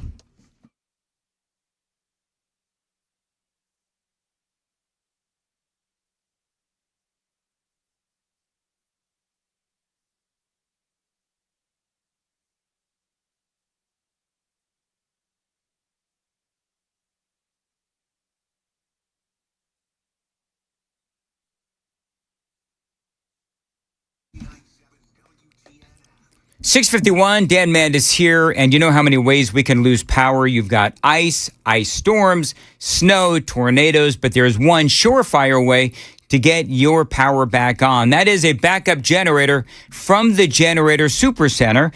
Now, they are the nation's #1 Generac generator dealer. They do feature turnkey installation, certified electricians and plumbers, maintenance and service after the install, and a whole lot more. So here's basically how it works. The power goes out in your neighborhood. The power in your home automatically turns right back on thanks to your backup generator from the Generator Supercenter. So if you're one of the many families talking about a backup generator these days, talk to the pros at the Generator Supercenter. Now, you know that another reason to love the Generator Supercenter, their generators are made right here in America. They'll never leave you in the dark, and financing is available. And yes, they are waiting for your call.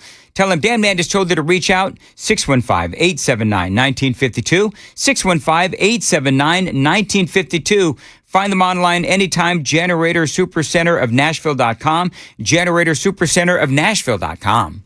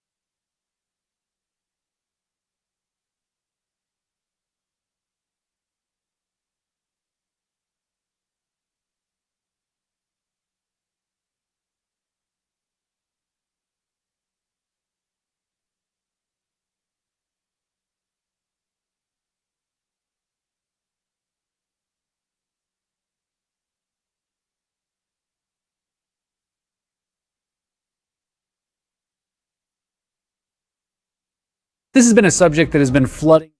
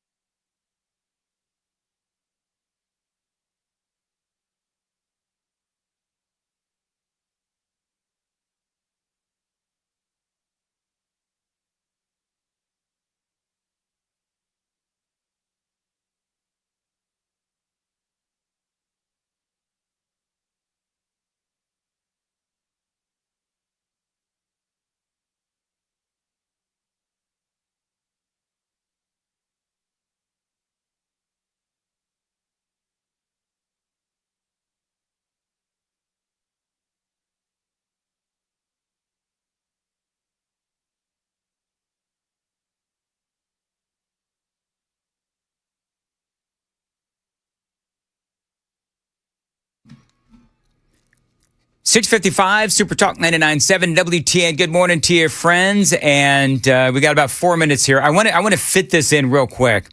First of all, we can't seem to find the video, which is stunning to me. Yes, and I wonder why we can't find the video. I know why we can't find it. So apparently, Jill Biden was on the. Was this yesterday? Jill Biden was on The View. I think it was. So Jill Biden is on The View. And no, she's at a book talk with Whoopi Goldberg. Oh, she's on a book talk with Whoopi Goldberg. I bet that was fascinating. Yeah. And Joe Biden shuffles out. They had old Joe as I guess a surprise guest. Well, he was in this like with the audience, and then he shuffles his way to the stage and just stands at the side of the stage looking up at her. You know, with this guy standing next to him, like. Creepy. Hey, we don't know what he's doing right now. You know? And he says, finally, Jill stops talking and says, oh, look, here's my husband. And he says, I have a question. He said it without a microphone on or anything. And he said, she goes, hey, Joe has a question. Like, you couldn't ask it later? Right. And he says to her, who do you love most in the world? And she answered, Whoopi, kind of thinking that was funny, and the audience breaks out into laughter. But he just stood there and looked at her with a blank face. Oh, no. Yeah, and he wouldn't go away or anything. So she eventually says, oh, okay, I love you most, Joe. Was that it? Was that the answer that you wanted? And he said, like, weirdly, it's overwhelming, isn't it? And, like, nobody knew what he was talking about. So, and the New York Post says, in an attempt to end the bizarre moment and wrap up the event, Goldberg encourages the audience to go purchase Jill's book, and the music starts to play, and then they shuffle him out with his aides. They start leading him away. The only thing missing was Obama coming on stage and guiding him by the wrist. Yeah. She's getting hammered. Oh. She is getting absolutely hammered. Somebody actually asked her the question, and it was, do you think that Joe Biden could have made it through a second term? And she actually had the audacity to say, after saying in her book that she thought that her husband had had a stroke, she said, I can't answer that question. Are you kidding me? No, it's what she said. I mean, I'll see if I can find the audio, but I'm kind of bored of the story at this point. Yeah. But, I mean, we all know what she's doing. Jill Biden is trying to, number one, she's trying to rewrite her legacy, and she is really angering the Democrat Party because, as we've talked about before, ultimately what she is doing is she is just reminding everybody of the great lie, the great lie that Joe Biden was fit for office in the final 2 or 3, maybe even 4 years that he was in office. Yeah. But certainly during the last 2. And so here we are heading into a midterm elections, and the Democrats have a lot of problems. I mean, they have Graham Plattner, who, of course, is clearly a creep. We've been talking about that out of Maine. So we have that part of the story. We have what is happening in California. Republicans showing, at least so far, a pretty good showing. We covered that earlier in the broadcast. Brian Wilson, by the way, and I will be talking about that and a whole lot more straight ahead. It is 7 o'clock on Nashville's Morning News on Super Talk 99.7 WTN.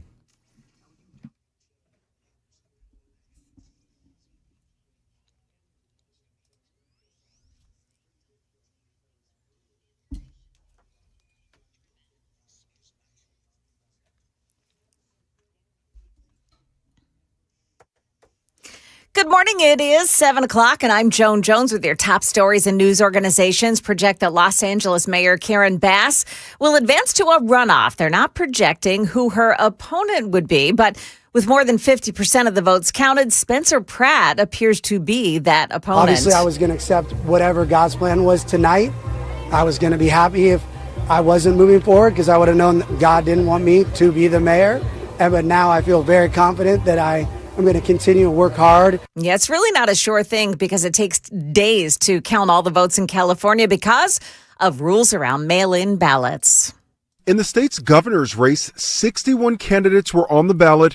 Former Fox News host Steve Hilton, who was endorsed by President Trump, was leading in the overnight results. He hopes to become the state's first Republican governor since Arnold Schwarzenegger. But to do it, he'll have to beat Democrat Javier Becerra, the former Health and Human Services secretary. ABC's Lionel Moise there. By the way, Katie Porter, the mashed potato thrower, ended up with just 5% of the vote. She was at the bottom of the pack.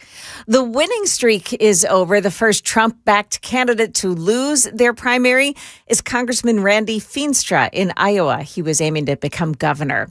Lebanon police, in local news, say they used a license plate reader to track down a man who said he was going to shoot up Music Row. Channel 4's Marius Payton reports Matthew Hibbard planned to buy a gun in Texas and come back to Nashville to carry out those plans. Police say Matthew Hibbard's family notified them that they were concerned about his mental health. Police tracked Hibbard down in this black Volvo yesterday afternoon on Lebanon Road.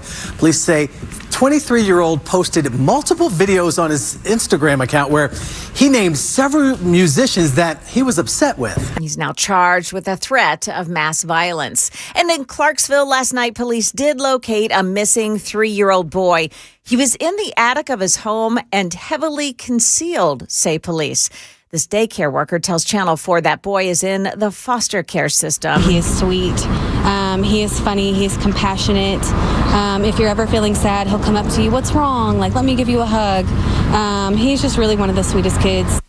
That boy was taken to the hospital to get checked out. Police are saying this investigation is definitely not over. Market numbers brought to you by Beacon Capital Management, online at beaconcm.com. The Dow futures right now down 122, but the NASDAQ futures are plus 68. S&P futures minus 5. That's the latest news. Traffic and weather next. I'm Joan Jones, WTN News.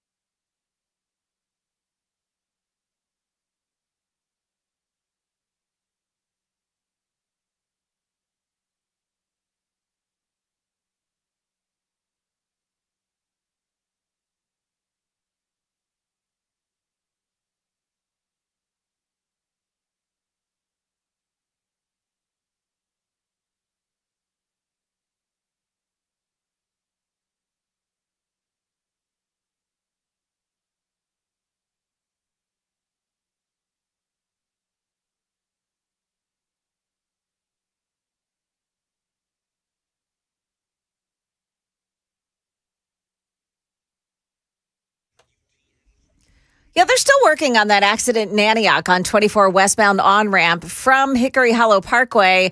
The ramp, that, however, is still partially blocked off. In Talbot's Corner, 65 south at the off-ramp to Trinity Lane. Watch there. It's a stalled vehicle, and the off-ramp right lane has been blocked off by it. Whites Creek and Joelton, south of Coopertown Road, still working an accident there as well. Traffic every 10 minutes every morning on Super Talk 99.7 WTN.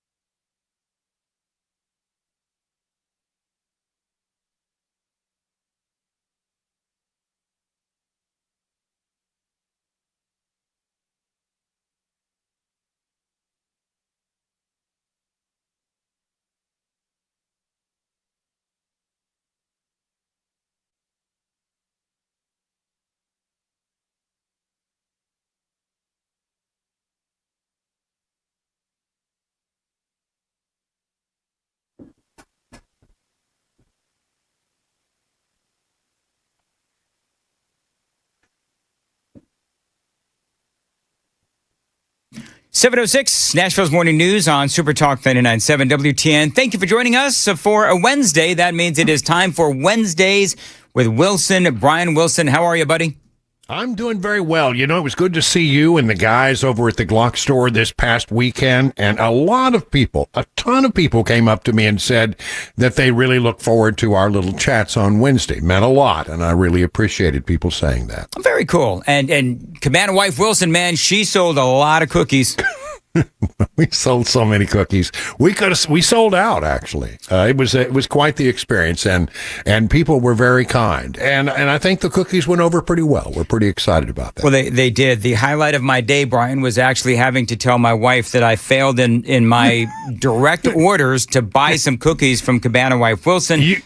If you snooze, you lose. I mean, you know, there's a limited amount of product, and it was going fast, and you waited just a hair too long. You know, I go to amusement parks a lot, and I like to get like the fast pass if I can. You need a fast pass for the lines to buy Cabana wife cookies. Now, I know that you're getting some sort of a website together. I don't think you're ready to go public with that. But anyway, so there is a lot going on. So let's talk about, number one, what happened in California. We did talk about this in the 5 o'clock hour, but are you surprised that Spencer Pratt, at least right now, he's in number 2, and Steve Hilton is at the top of the heap there for the governor's race, of course, knowing this is a jungle primary, but talk about your feeling. Well, I got to tell you, it seems to me that you know, the thing in California, you understand California politics a lot better than do I. It's an unusual situation, and I don't claim to be any expert, but I just think people are fed up. And the real question is now, can they prevail, the two Republican candidates? Steve Hilton, very solid candidate. I think he has a fairly good chance because in the state of California, even though we think of it as a very liberal state, we have had Republican governors before. It can happen. You know, Arnold Schwarzenegger, Ronald Reagan comes to mind. So there's a history there of the state going occasionally Republican for governor. When it comes down to the city of Los Angeles, the city of angels, you know, it's just shocking to me. Just absolutely shocking that our two major cities are currently run by what are basically communists. I mean, it's just, where have we fallen in America that that's the case? But I'm really hopeful Spencer Pratt can pull it out. It's going to be a very interesting face-off in this post-primary election and the runoff, and we'll see how it all comes out. But I have some hope about governor. I'm less certain about what might happen in the L.A. Mayor's race. Well, you've got, for the governor's race, you've got Xavier Becerra, 25.7%, Tom Steyer, almost 20%, mashed potato throw-in Katie Porter got 5%, and you do have Steve Hilton, who is up around 27%. And I got 27.8. That's not bad. No, that's not bad at all. The worry, Brian, is that once this goes into the general election, that all of that, because I did the math, so the Republicans, when you combine Chad Bianco, the Republican sheriff, and Steve Hilton, when you combine everybody's vote on the Republican side, you get 38%. all the Democrats, including Becerra, Tom Steyer, Katie Porter, so on and so forth, they get about, I want to say it's about, what is it, about 50%? Yeah, 50% for Democrats. So when you do the math, just via party, it looks like the Democrats are in better shape than the Republicans. Yeah, but it's not over. And the ads have not stopped running. And who knows what else is going to come up. But I got to tell you, there is great dissatisfaction in L.A. about the way that community has been run. I can't understand how Bass, continues to be a force.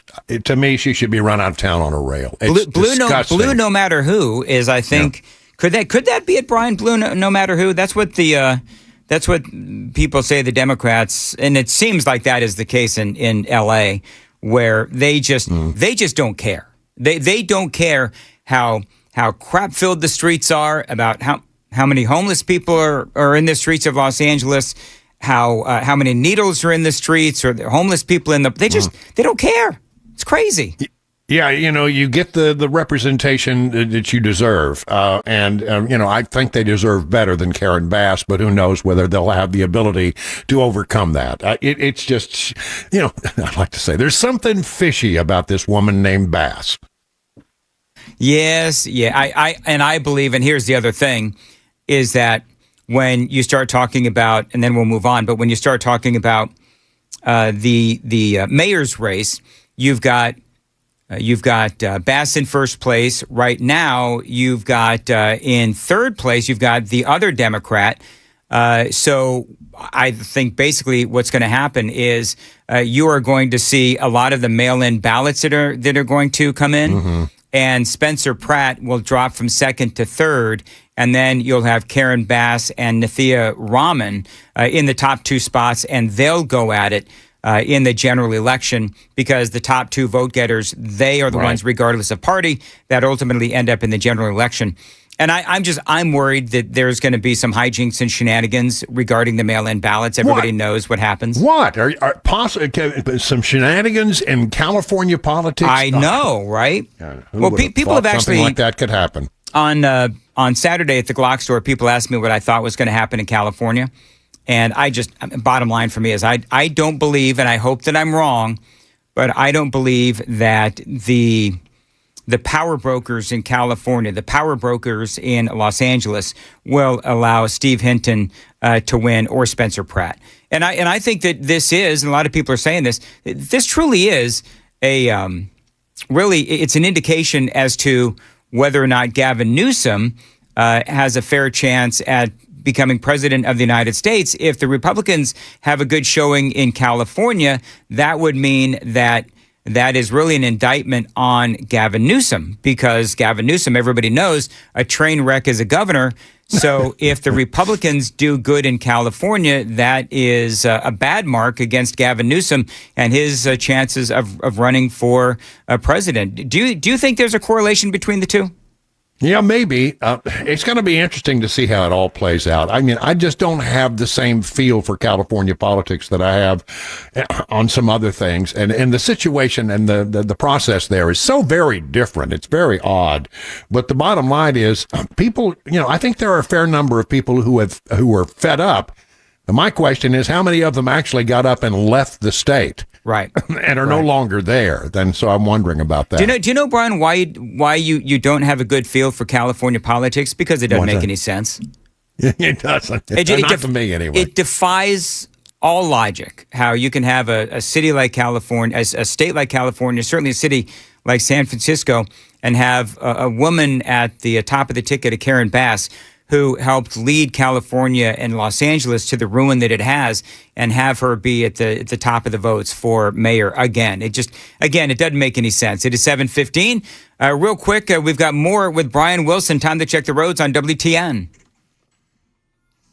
Talbot's Corner, 65 southbound at the off-ramp to Trinity Lane. Disabled vehicle. I understand. Lane. Jolton Whites Creek Pike crashed south of Coopertown Road and Antioch. 24 westbound. An accident on the on-ramp from Hickory Hollow Parkway. Stay left to get by. Steve O'Brien. All right, as far as your weather goes, it looks like we're going to have sunny skies and a high of 83. Appreciate you listening to Nashville's Morning News on Super Talk 99.7. WTN. There is a lot going on in the world of news. And if I could get some audio, if I could, please, Sam. Brian, I don't know. I know that we asked you if you wanted to do some part-time news for the radio station. You said no. You've been there and done that with the whole news thing. But we did start getting some tapes in of would-be news people, and we got this tape in this morning. Late Thursday, we met President Biden at the White House. Scott Pelley wants to do part-time news here at WTN because he needs a gig. Biden will be 81 next month. All right. Scott Pelley, he's been, if you don't know, he's one of the lead anchors on 60 Minutes, and he's been fired, basically, because he got a little impertinent with the bosses in a meeting. I mean, there's a change going on at CBS News. Barry Weiss is in there now. She's trying to make some changes. I think she's legitimately trying to bring that whole news organization back to, being a news organization and not a liberal organization that pumps out the Democrats' talking points. And 60 Minutes, of course, is sort of like it is the crown jewel at CBS News. It's always been that way. But over the years, it used to be that they got Super Bowl ratings. I mean, it used to be the number one show on television, bar none. But that has all changed over the years, and CBS is now trying to rebuild a news organization to put together a news organization that would have more credibility with more Americans. Yep. And so they hired this new executive producer of 60 Minutes. He's a former New York Times writer or editor, I believe, and so Scott Pelley is not having it, and he thinks that they're trying to destroy 60 Minutes, and he got very impertinent in the guy's first meeting. They called him out. Now, I've met Scott Pelley only once, and nice enough fellow. I knew him before he went to 60 Minutes, went to CBS News. He was a correspondent for WFAA TV in Texas, pretty respected as a correspondent. So he goes to CBS News, and he forgot the number one thing that you need to remember. You need to know that you're not the boss. You are an employee of an organization, that the newsroom, we talk about journalism. It's the journalism business. It's the news business, and you've got to be able to make your nut. You got to be able to make a profit, and if you can't afford to do the show anymore. That's what happened on late night television. They got so unfunny that they had to change things out and do away with late night television. I think Scott Pelley just may have been a pretty good reporter, but he lost sight of the fact that it wasn't his candy store. I always said, it's your candy store. What do you want me to do? I'm an employee. And the moment that it gets to be a problem, if you ask me to do something that I'm not comfortable with, I have one option. Come in and ask you about it, see if we can negotiate it out, or simply say, I think it's time for me to find my departure. And I've had that happen in my career where I had to walk away from an organization because they simply had changed to the point that I wasn't comfortable. Well, and here's the deal with Scott Pelley, is that I think that he probably thought that he was either untouchable or that he wanted to get fired. I mean, I think maybe he wanted to get fired. I think he's 68 years old. He's no spring chicken. And I think he wanted to get fired, and I think he wanted to make a statement on the way out the door. It will be widely forgotten in short order. The American people don't care about it.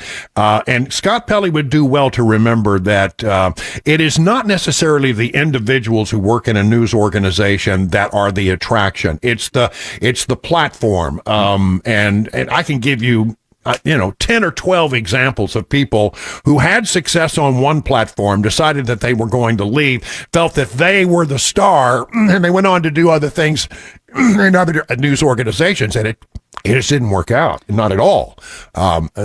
Shepard Smith comes to mind, for example. Yeah, Shepard Smith. Very talented guy, but he went somewhere else and it didn't work. What was it that Marshall McLuhan said? The medium is the message. Yeah, not the individual. Well, and this guy the platform. It's the same thing at WTN. We have a very powerful platform. We do. Yes. They hired a guy by the name, that EP, Nick Bilton. And Bilton is a guy who was a technology journalist. And one of the things that CBS has said is that they are going to try to build a show that thrives in the 21st century. And I think that that's part of it. The other part of it is that the ratings have gone down on 60 Minutes. And so if CBS wanted to murder 60 Minutes, they could do it. They're trying to save 60 Minutes. Now, you could argue as to the things that they're doing to try to save 60 Minutes. Pelley, he may disagree with the things that 60 Minutes is doing, but when you see the ratings go down and when you see 60 Minutes mired in controversy time and time and time again, well then, you've got to shake things up. And Scott Pelley has got to be the most pretentious, self-important journalist I've ever seen. And so to me, I always came across as a little too stuffy for me, but anyway, you have to have, as a reporter, a healthy anti-authoritarian streak. And what that means is that you're not afraid to get in people's faces and ask impertinent questions. There's sometimes, and you get a lot of leeway in a lot of newsrooms that I've worked in. You get a lot of leeway to be critical or to have an open debate about things, but you can't, take down the executive producer of the program in front of the entire staff and expect to survive. Brian, you're absolutely right, and we'll have to see what happens. You also have a story from I love this story a bunch of cops that apparently pulled weapons on each other. Well, if you've ever had this experience, you know how irritating it is. You work in a place and you got a little break room or place where you can heat up your lunch that you brought in, from home during the lunch hour, and there's always one person who decides that they're going to go into the break room and microwave fish. It's the worst, isn't it? It makes the whole place smell stinky like fish. Well, this happened in South Carolina, and apparently between two cops in a break room, and one police officer got so angry at the other for microwaving fish in the break office that he pulled a weapon on the guy and ultimately had to be arrested and fired. Wow. I know. It got that far out of control, but that's how passionate people are about this particular issue. That they don't want fish microwaved in the office. Take a note, everybody. It's not cool. It's not cool at all. Brian, okay, so everybody knows that you broadcast from home. Do you have any idea how lucky you are that you do get to broadcast from home? I mean, we have stinky stuff cooked in the microwave almost daily here at the radio station. That's really? Number one. Oh, yeah. Yeah. And number two, the air conditioning went out earlier this week. So poor Matt Murphy, a couple of days ago, he was literally sweating as he was doing his radio broadcast. So consider yourself lucky, Wilson. Pretty good here at my little studio in bucolic Watertown. All right, very good. Brian, as always, thank you for joining us here. Did we miss anything? I think that was a pretty good hit. I can't see. The SCOTUS ruling on Alabama is pretty interesting. Real quick, Alabama decided that they're going to go with that new map. The Supreme Court stepped in and said, that it's okay, you can do that. So that's a good thing. We're continuing to pick up seats here and there. And so that was a big decision from the highest court in the land. You know what? 2 words describe what happened in Alabama? Woot woot. That's a pretty good deal for us. I mean, it is exciting to see some of these redistrictings go through unchallenged, and I think it's gonna help us a lot. I don't know if it's enough to get us over the hump for the midterm elections, but we'll see. All right, thank you, Brian, as always, and we'll talk to you next Wednesday unless news warrants. Okay. All right, see you later, Brian Wilson, everybody. Super Talk 99.7 WTN. Hey, Joan. Yeah. Is it just me, or is my comedy just not landing with Brian Wilson? I'm sorry. Did it ever land with Brian Wilson or anyone? Virtually, anyone. See, I thought that my whole joke about we got a tape from somebody who wants to do news for us. It's late Thursday. We met President Biden at the White House. He sounds pretty good. It had been a rough week. It keeps falling flat, and I don't maybe it's a bad joke. Bam. I'm noticing something else. Sam has nothing to say all day this morning. Nothing. Yet he is harassing and bullying me with his little soundbite bank I don't that he's know got if in there. Should go to the bullying. I mean, Oh, I feel bullied, but that's okay. All right, it is 7:24. Joan's got the news at 7:30. Joan. yeah, we'll tell you why you want to make sure that your car insurance is up to date. That story at 7:30 on Super Talk 99.7 WTN.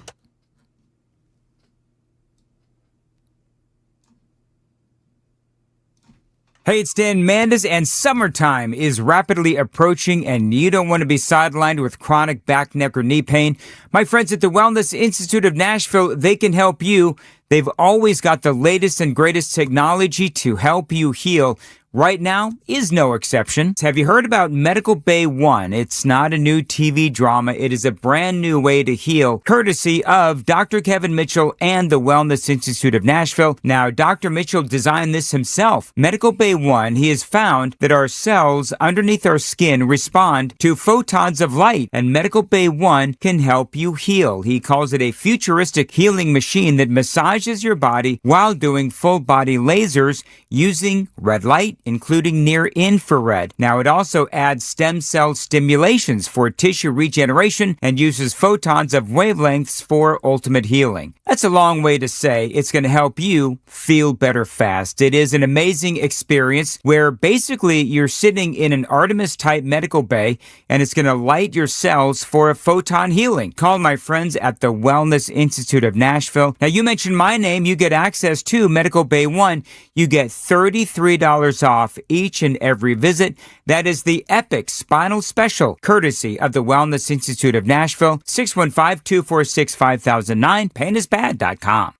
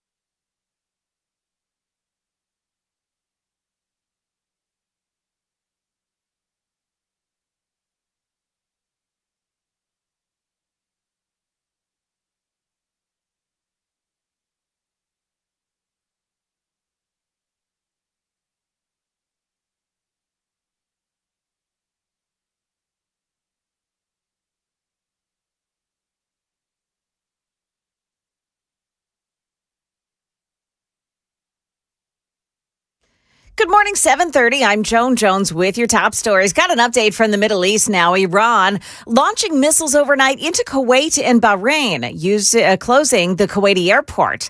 The U.S. has conducted airstrikes on Qasem Island and disabled an oil tanker off the coast of Iran. U.S. Central Command says the ship, which was empty, ignored repeated warnings over a 24-hour period as it made its way toward Iran's Karg Island. A Hellfire missile launched from a U.S. warplane into the ship's engine room. The Botswana-flagged oil tanker is now disabled. It is the sixth commercial vessel that the U.S. has disabled as part of the naval blockade of the Strait of Hormuz. ABC's Martha Raddatz reporting. Locally, a silver alert issued this morning for a 91-year-old man missing from Davidson County.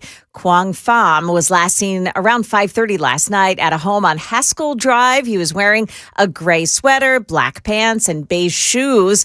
Pham is 4'10", 120 pounds. He has gray hair and brown eyes. If you see him, call police. Starting in January, the state of Tennessee is imposing hefty fines for uninsured drivers and checking, too, to be sure that you don't register with insurance and then cancel it.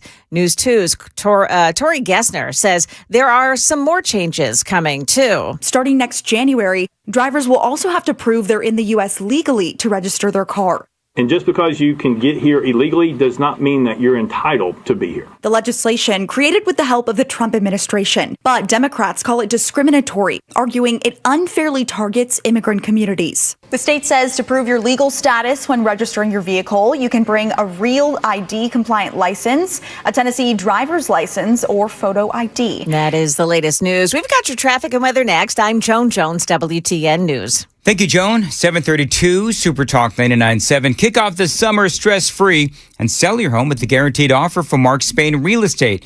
You're going to save time, make the most money, and eliminate all of that hassle. Dan Mendes here. You know, I always recommend Mark Spain Real Estate to my friends here in Middle Tennessee because I can trust that they are going to sell your home hassle-free with a strong all-cash offer. As a matter of fact, the Wall Street Journal and Real Trends have consistently named Mark Spain Real Estate as a top real estate team in America for closed transactions for 9 years in a row. That is huge, including being ranked the #1 real estate team in the nation for 5 consecutive years. Now, they've been helping homeowners sell their homes for nearly 30 years. They've served over 72,000 satisfied clients, and yes, they can help you as well. Call them at 855-299-SOLD, 855-299-SOLD, or go to markspain.com to get a guaranteed offer on your home today. That's markspain.com and start packing.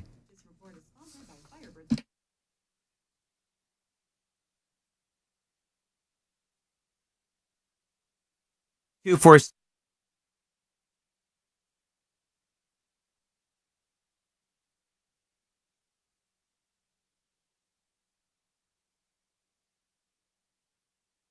Busy Bee Plumbing, Heating, and Cooling. They are always looking for ways to keep you cool, whether that's fixing your AC at a great price or sending you to the beach. That's right. Now, right now, from Busy Bee, you buy any new home AC unit this month, you are entered to win a free 3-day beach getaway courtesy of Busy Bee. That's right. They're going to pay for your gas, lodging, a couple of meals a day. Check out all the details at busybeehvac.com. Now, what about saving you money? They've got 10% off their deluxe air duct cleaning package or 5% off the middle tier. So you're saving money and cleaning the air inside of your home. Save money on plumbing work as well. Take $100 off any service over $500 or 10% off select water filtration systems. That's what I love about Busy Bee, man. They're always looking for ways to save you money and keep your AC running smoothly for the long term. Find them online, busybeehvac.com. busybeehvac.com. As always, tell them Dan Mendes told you to reach out. Call them at 615-775-7833, 615-775-7833.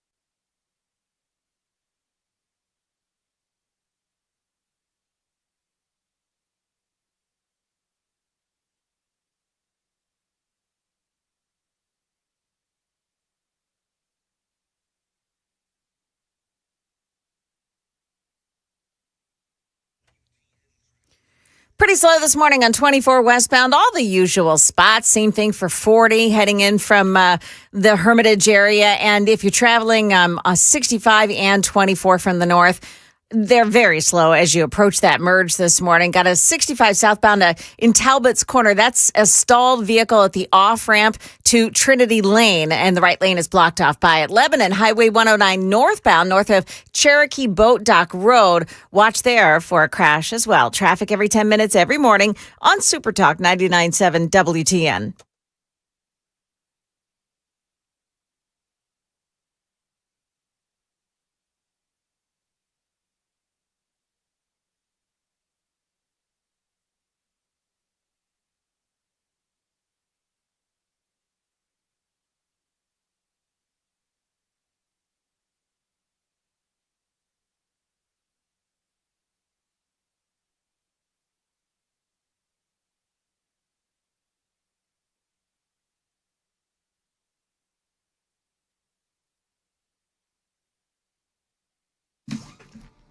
.737 Super Talk 99.7 WTN. Headline in the Tennessee Star: Nashville Mayor Freddie O'Connell has proposed more than $700,000 in his annual budget for the Tennessee Immigrant and Refugee Rights Coalition.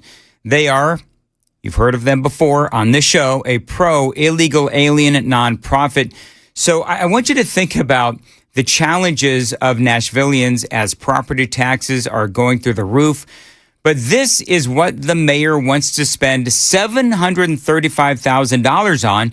He wants to fund a nonprofit that helps illegal aliens settle here in the state of Tennessee. Michael Patrick Leahy is with the Tennessee Star. And Michael, always great to have you on. Let's review, what exactly does the Tennessee Immigrant and Refugee Rights Coalition do?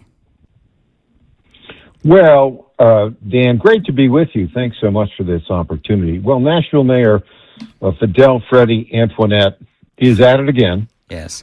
He's working to support a group that has for a long time promoted the interest of illegal aliens and has been very much involved in anti-ICE activities. You know, Fidel Freddie, what he wants to do, Dan, he wants to turn Nashville into Los Angeles. And part of the way he's doing that is by wasting taxpayer money on groups that are opposed to Trump policies, particularly as it relates to immigration control.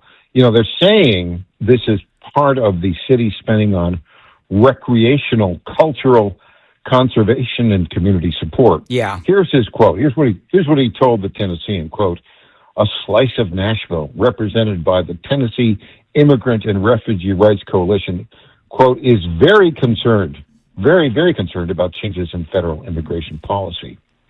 You know, that's not the job of the mayor of Nashville. But this looks a lot like a payoff to a political group that supported one of his policies.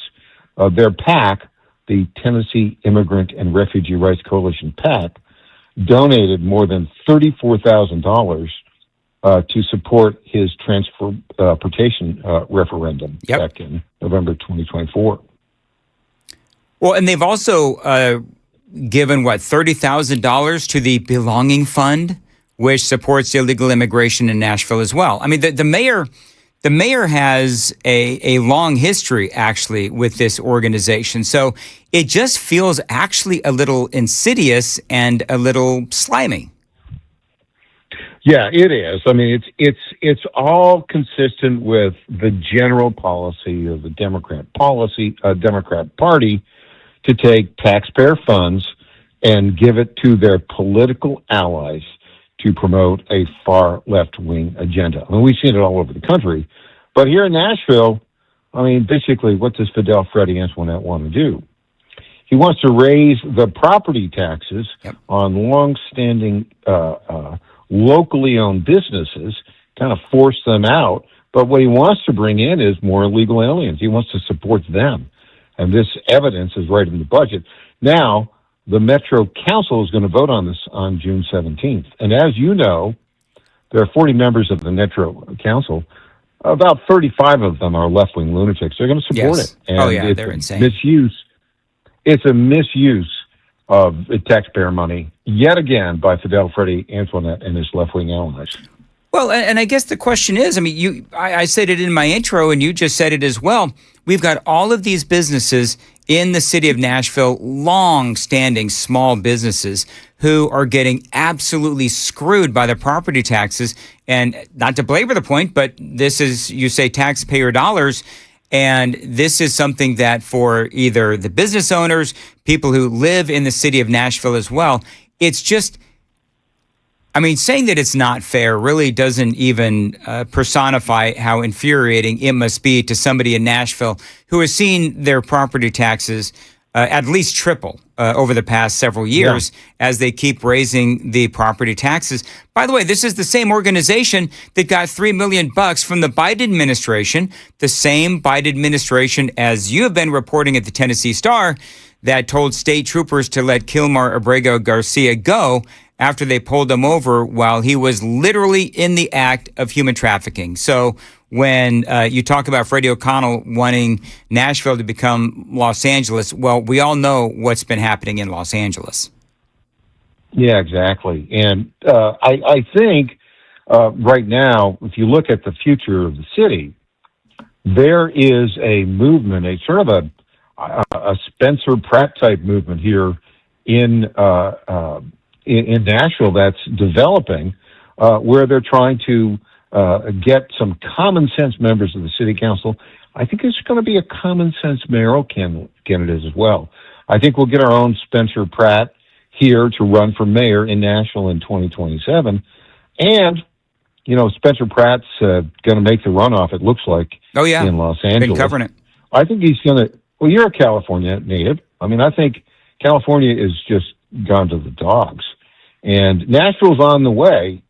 I think what we're going to see with this kind of egregious disrespect for taxpayers in Nashville from Fidel, Freddie, Antoinette, I think we're going to see a Spencer Pratt type candidate arise who will run for mayor in 2027. Okay, Michael, you got to hold on. You keep Michael Patrick Leahy joining us, Tennessee Star. You keep dropping this. Drop a name. Well, let's just say I have some ideas who it might be. Yeah. But we haven't fully persuaded them to do it yet. So let's just leave it at that. Will you text me the name and maybe I can help persuade too? Like, because I have a lot of influence in Nashville. Don't you think a Spencer Pratt type candidate would have a reasonable chance of winning and defeating Fidel, Freddie, Antoinette in the August 2027 mayoral election? I think that with the amount of young people who live in Nashville, the amount of young people who are struggling in Nashville, and when we see stories like this with $735,000 of taxpayer funding going to the Tennessee Immigrant and Refugee Rights Coalition, I got to tell you, I would absolutely get behind whoever that person is, because we need a good common sense candidate for the mayor's race.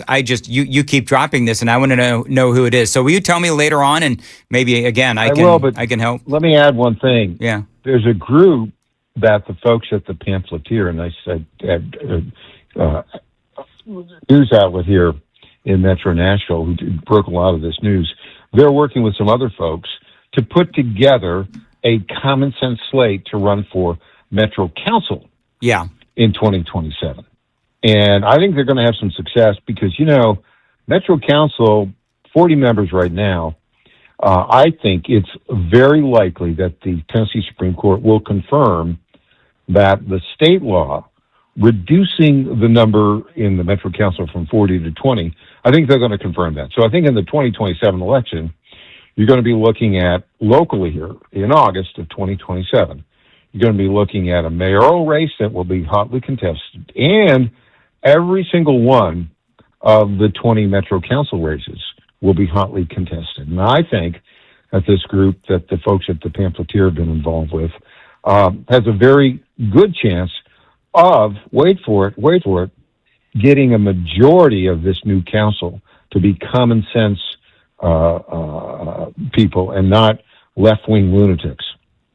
That's what we need, and I love that the pamphleteer is doing that, and I can't wait to hear the names that you have in mind for a common sense candidate for the mayoral race in 2027.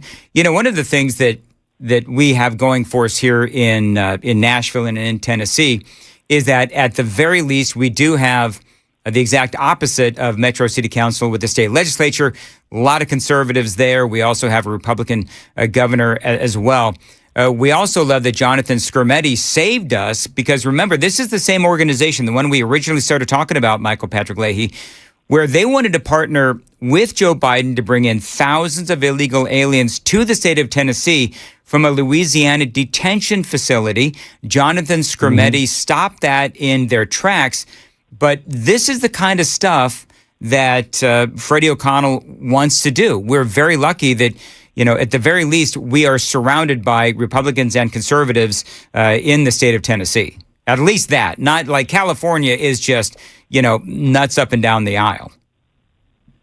Yeah, exactly right. You know, and Dan, you were wondering who would be the best common sense candidate to take on Fidel Freddie Antoinette, otherwise AKA Freddie O'Connell, in the mayor's race in August of 2027.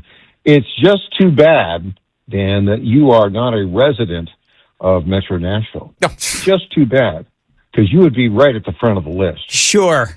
I appreciate that. You know what? As much as I love the state of Tennessee, as much as I love Nashville, I would not move young Riker and Amy to the city of Nashville. As much as I love the city and as much as I love to give back, no thanks. And quite frankly, but Dan, I'd also never pass the background. Dan, I hadn't seen you in person for a while. I saw you at the Glock store. You are lean and mean and fit and ready for combat, my friend. Sure. Well, I don't know about mean. You got to get me riled up a little bit if I'm gonna get mean. But no thanks to being a mayor. But with that, Michael Patrick Leahy, very much appreciate you joining us on Super Talk 99.7. Text me, let me know who that name is and or the names. And also would love your contacts over the pamphleteer. And it is 748, Super Talk 99.7. By the way, don't forget, Michael Patrick Leahy, Tennessee Star. TennesseeStar.com. Love those folks. All right. I forgot to do traffic, I believe. So let's check the roads quickly on WTN.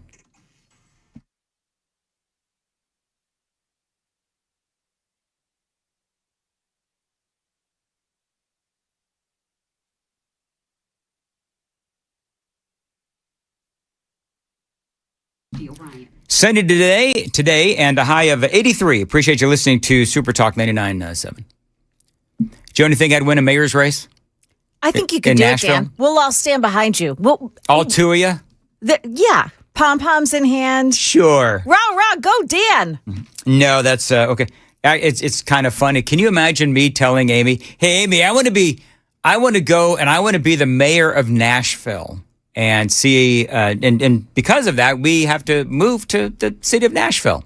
I don't think that'd go over too well.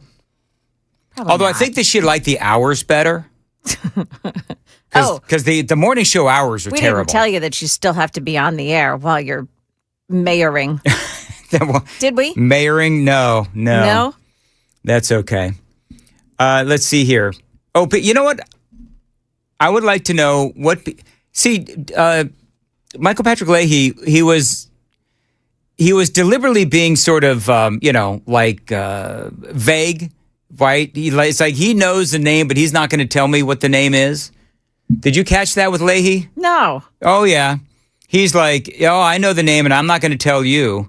And so now I'm anxiously awaiting a text message from Michael Patrick Leahy. Robbie Starbuck, I would love a Robbie Starbuck. That's the kind of guy. Yeah. But he doesn't. He lives in Williamson County, I think, right? Yeah, he's close by. He's close by? What do you mean? No, I mean, he's a local guy. Oh, yeah. But he lives in Williamson County. He couldn't be the mayor of... Oh, I see. Yeah, you have to live in... Nashville. You have to live in Nashville, right, to be the mayor? Do you? I would think so. Sam, can you Google that for me?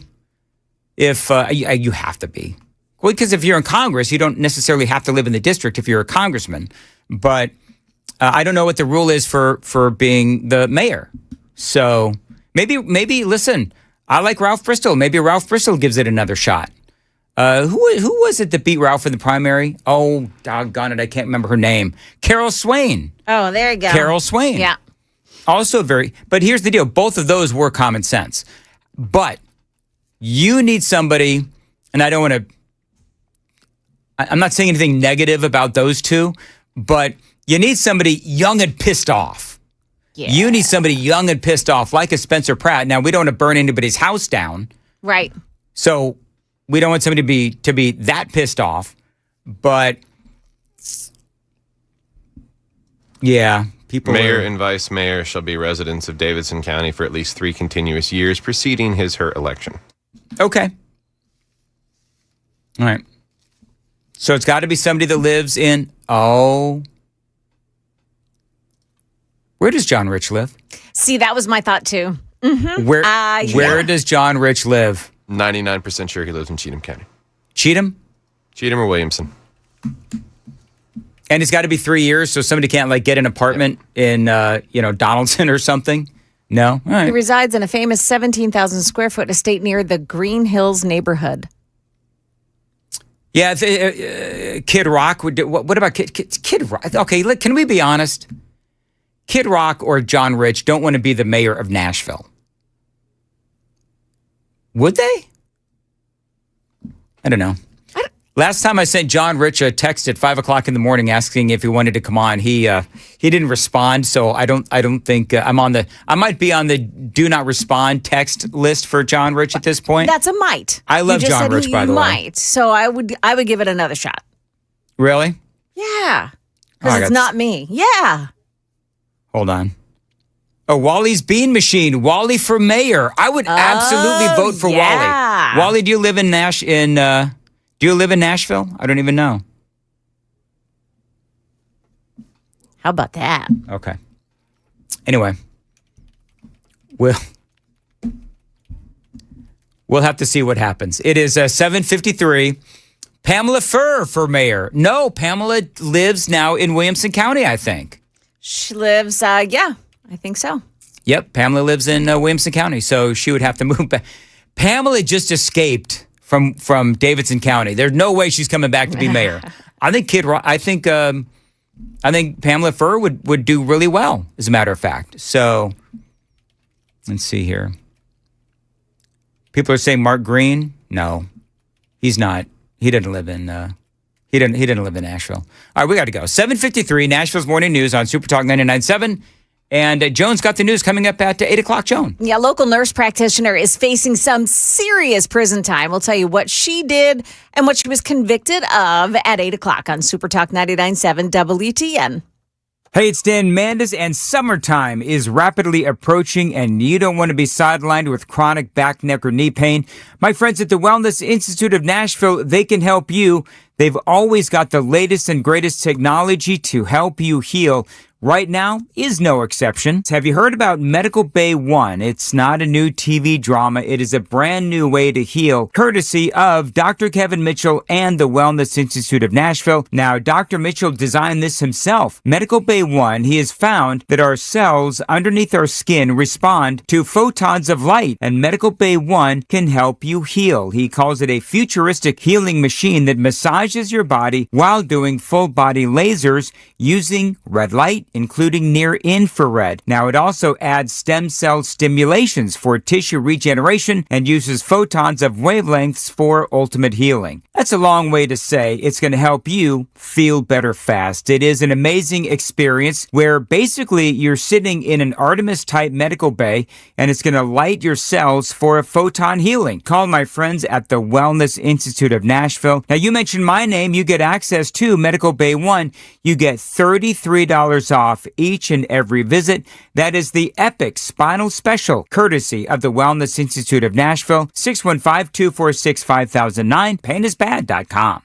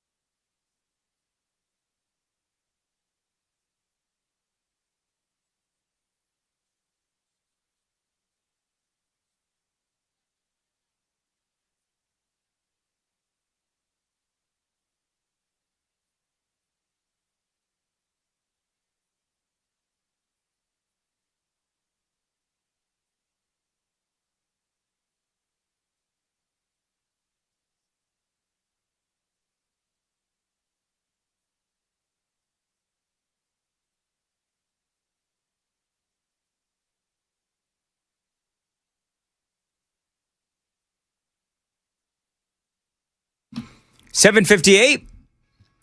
Super Talk 99.7 WTN, and good morning to you. So, Joan, of course, everybody throwing in their names as to who they would like to run for mayor. The common sense mayor that Michael Patrick Leahy was very vague about, but they're talking, I guess, to people. This is how it works, by the way, Joan, is if there is, somebody they would like to have run as mayor, there's a recruiting process that happens behind the scenes. Yeah. Somebody said Vince Neil from Motley Crue. Oh. If that's what we're talking about, okay, then what about Mick Mars? Both from Motley Crue. They both, from Motley Crue. They live in Middle Tennessee. Let's see here. People are talking about Jackson Williams for mayor. Jackson Williams? Got to at least be 30. Sorry. Oh, Young Jackson. Young Jackson. Oh. Yeah. Okay. Yeah, but that would really upset Murphy's show because he would lose a great producer. Yeah. But you know what? He's ineligible.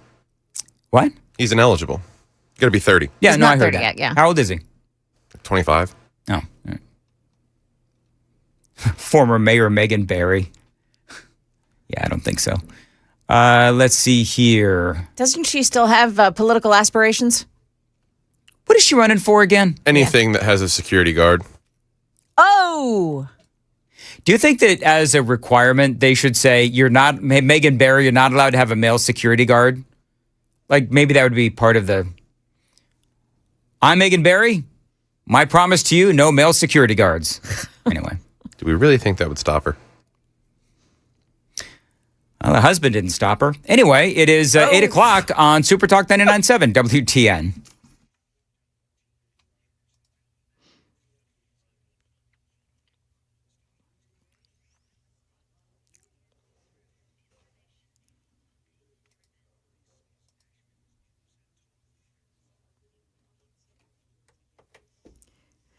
Good morning. I'm Joan Jones with your top stories. And while votes are still being tallied in California, and they will be for a while, Karen Bass and Spencer Pratt are claiming victory in the primary for LA mayor.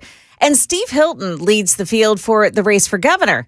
Meantime, the Supreme Court delivered the biggest election story of the night, backing up its previous ruling on racial gerrymandering of congressional maps with a new decision. The justices have now cleared the way for Republicans to use a contested congressional map in that state. The map eliminates one of the two majority black districts currently held by Democrats. That's in Alabama, by the way. That's ABC's Lionel Moise. A federal jury convicted a registered nurse practitioner from Murfreesboro for intentionally overprescribing opioid pills at her workplace. Here's News 2's Kendall Ashman. Heather Marks was indicted alongside other medical professionals. A jury found her guilty of overprescribing controlled substances to patients at a clinic in Carthage. On Monday, Marks was convicted of conspiracy and illegally distributing controlled substances. She worked at Life Force Pain and Wellness Clinic in Carthage. The Department of Justice said her arrest was part of a major regional drug roundup. This will be a busy day for Chud the Builder. The online streamer has a court date this morning at 9:15 in Davidson County for theft charges brought against him for ordering food at Bob's Steak and Chop House and then refusing to pay. That happened early in May. Now, his real name, of course, is Dalton Etherly, and he's due this afternoon in Montgomery County Court for a hearing related to an argument and shooting that took place a few days later in Clarksville. Etherly reportedly shot a man with whom he was arguing in that case.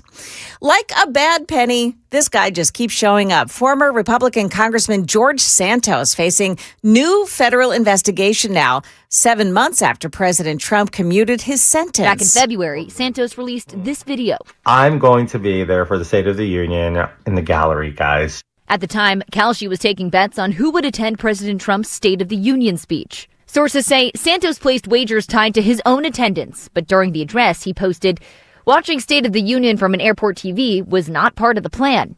By skipping the speech, sources say he pocketed tens of thousands of dollars.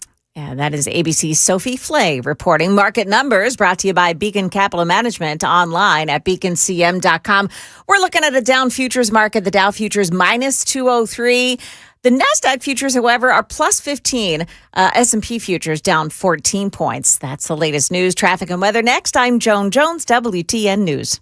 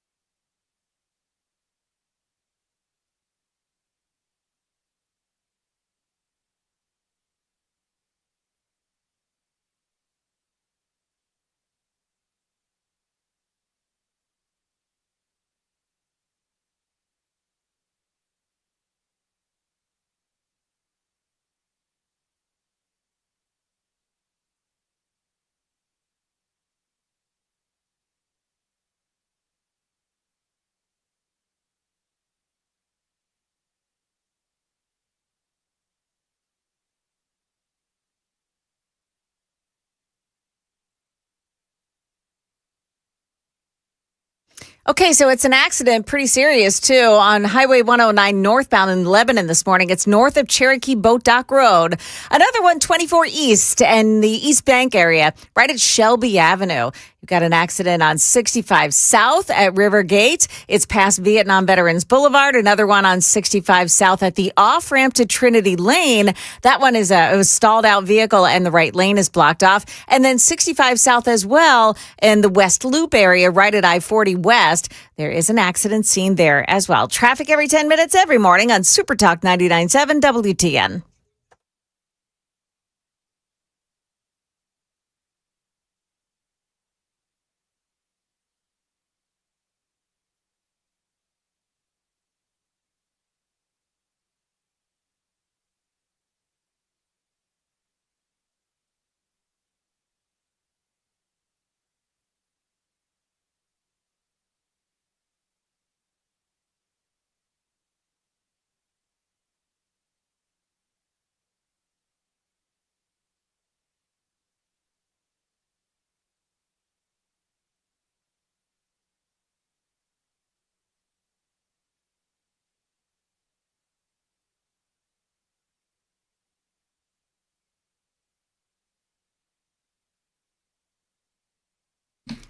.807 Nashville's Morning News on Super Talk 99.7 WTN.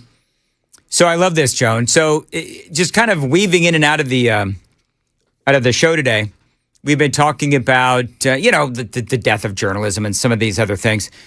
So Miranda Devine from the New York Post had an interview with Donald Trump, and he has actually said something pretty extraordinary.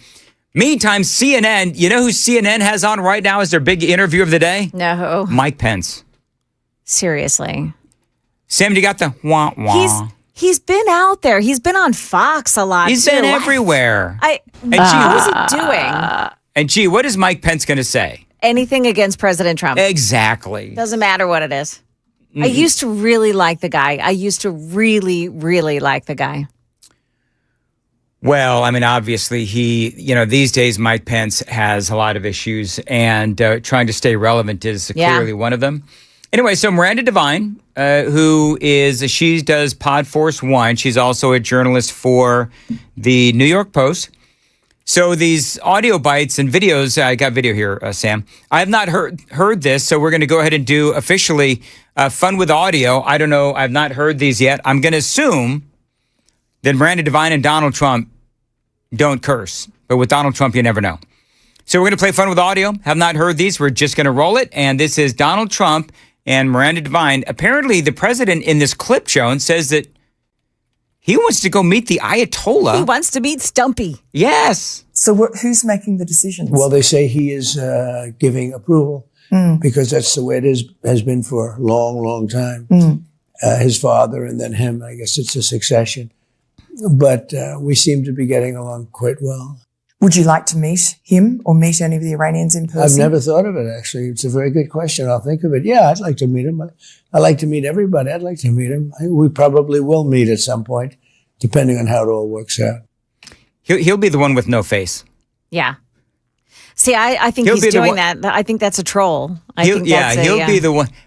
How do you recognize him? Because his face was blowing off. If you folks don't know what we're talking about, the Ayatollah. Well, no, because he'll be the one without a leg too. Without a leg, it's gotta be tough to be like no leg and no face. Reminds me of Monty Python, right? That's exactly right. Yeah. Let's see here. So, and you think that's a troll? You don't think that clearly Donald Trump is not going to meet the Ayatollah? Definitely not. And I don't even know if he's alive. Well, I think it's one of those things like, okay, so bring him out, roll him out. I'll meet him. And, it would force the Iranians to say, all right, okay, he's really not alive. Can you imagine the freak out if Donald Trump said, you know what, Ayatollah? Come on in. We've got handicapped entrances at the White House. Come on in. Yeah. And have a meeting with the Ayatollah in Iran there at the White House. Again, I don't think that'll happen. I don't even know if he's still alive. But that is Donald Trump and Miranda Devine. And here is... We're having fun with audio. One of the things that Donald Trump does, by the way, I don't think that he's the one that actually, we talked about this before, he's not the one that coined the phrase, never let him see us sweat. But I mean, I think that is something that Donald Trump lives by. I think that is one of his mottos of life, because he is playing this whole Iran thing very cool. We were talking about this earlier, where Iran has been firing rockets at Kuwait. As a matter of fact, earlier, I don't know if it is still closed, but the Kuwaiti airport was closed because of the rocket and drone fire from Iran. We have been returning fire, of course, over the past couple of days. The fire has been going back and forth. And as I said, I think it was yesterday or the day before, our war is... our war is, in my opinion, is clearly not going well. Here's more from Randy Devine. Which you were angry with him. You said, are you effing crazy? What are you effing? Oh, this is, I should introduce this. Oh, yeah. She's asking Trump about the conversation that he had with Benjamin Netanyahu, where Donald Trump just laid him out for going in and attacking Lebanon. Now, of course, as we pointed out yesterday, Lebanon was firing upon Israel, and Israel was defending itself. All that to say, Donald Trump lit him up. Which you were angry with him. You said, are you effing crazy? What are you effing doing? I helped you stay out of jail. Is that true? Did you speak to him in those terms? I did. I wouldn't say angry. I was a little bit perturbed at his constantly fighting with Lebanon. At some point I said, Bibi, we got to stop this. We got to stop it. But I have a very good relationship. We've done well together. He always says, we could never have done it, but everybody knows that we could have never done it without the United States. But I've worked very well together. I like Bibi a lot, and I've worked very well with him. We had I'm a wartime president. He's a wartime prime minister. Very important part of the world. And I think we've done, very well. We've gotten along very well together. Part of being friendly and part of being friends and getting along is being able to be honest with each other and be able to say, what in God's green earth, what in the heck are you doing? And that is what Donald Trump did with Benjamin Netanyahu. And I do think that it's important to note that Netanyahu was like, okay, I'll stop fighting Lebanon. Now, we'll see how long that goes,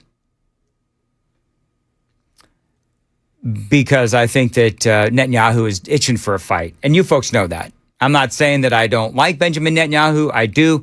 I am, though. I don't know where I know you're a big supporter of Israel, Joan. I am, and I believe what he's doing is essential to their existential. It's existentially essential that he does what he's doing.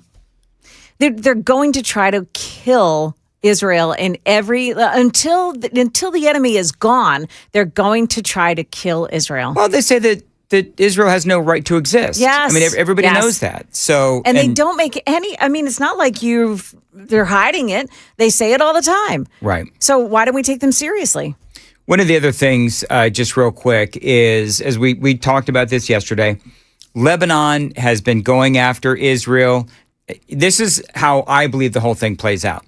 So Lebanon, despite the fact that there's a ceasefire between Israel and Lebanon provoking Israel, and you've got Netanyahu taking the bait, goes into Lebanon, makes a lot of inroads and getting further and further into Lebanon.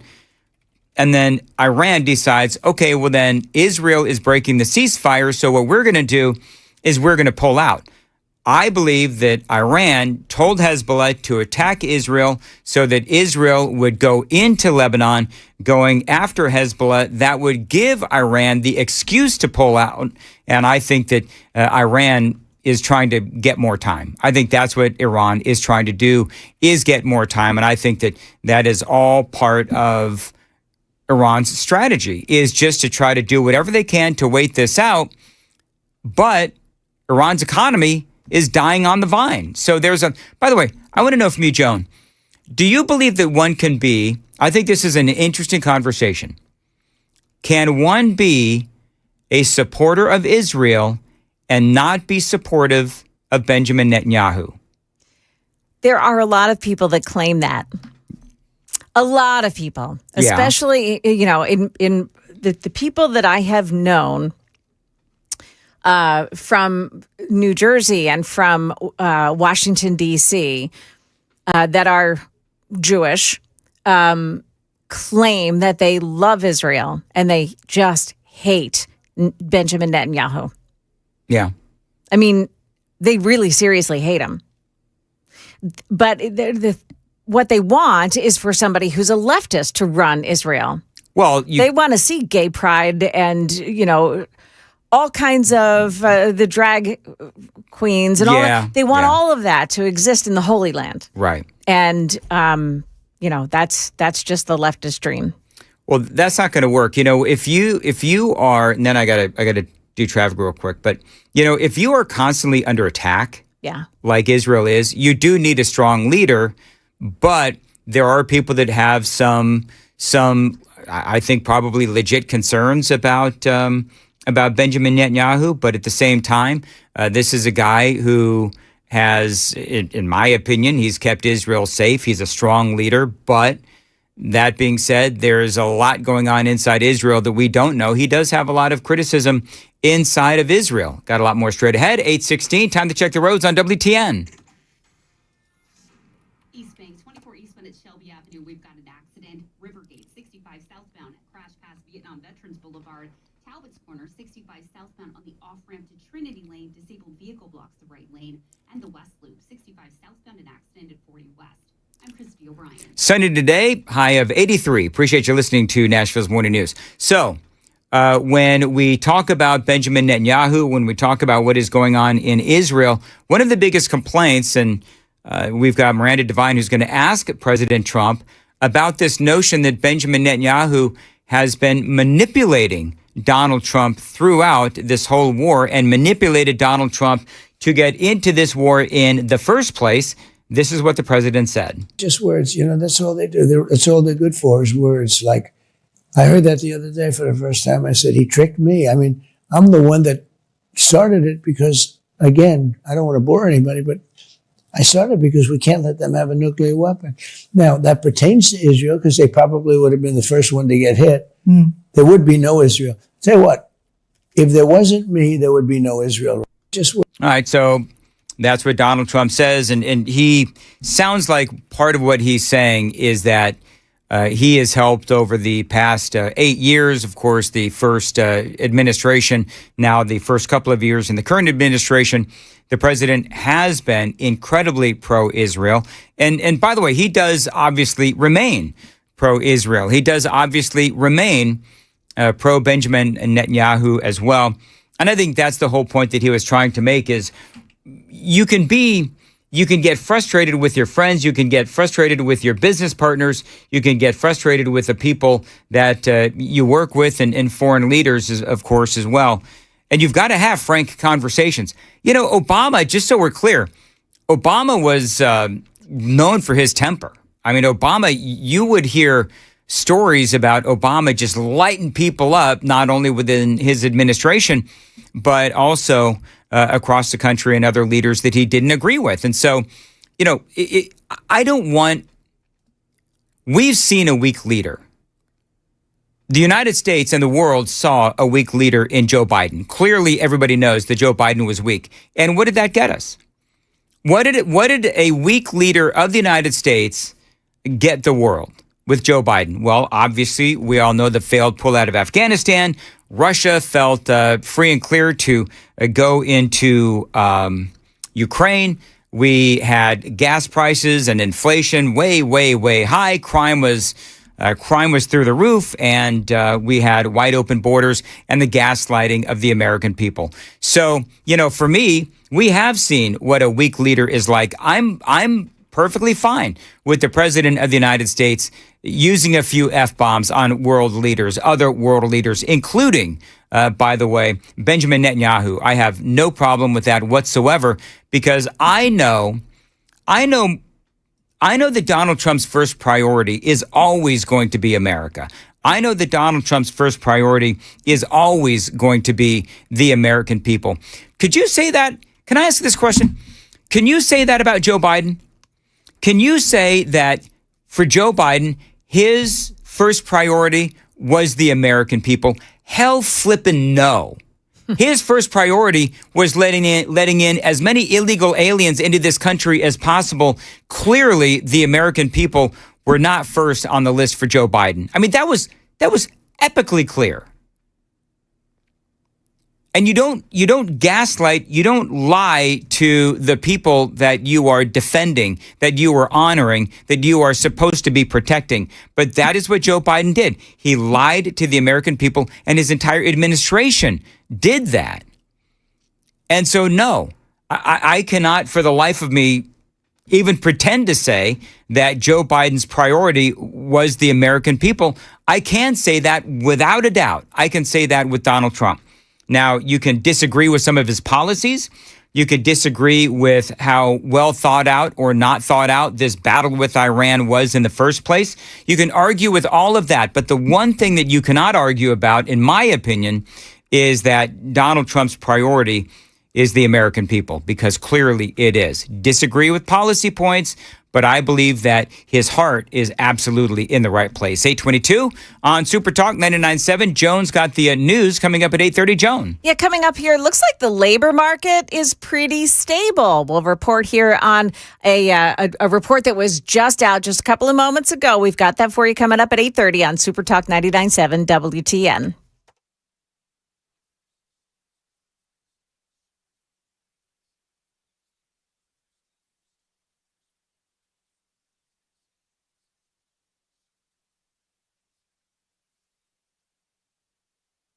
You've been hearing me talk about Contours LLC for over a year now and how it does work really well at getting rid of belly fat. But did you know that it also works really well at tightening the skin and producing collagen? That's right. The FDA figured that out when they were studying Contours red light technology.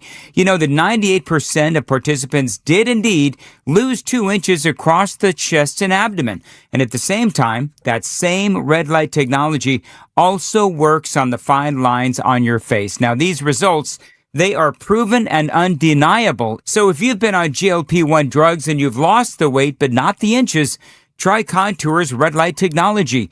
If your belly needs to be tighter or your face needs a lift, yeah, try my friends at Contours. Call them at 615-236-9960, 615-236-9960, ContoursLLC.com. First 10 callers can come and try it for just $99. After all, what have you got to lose but lose skin?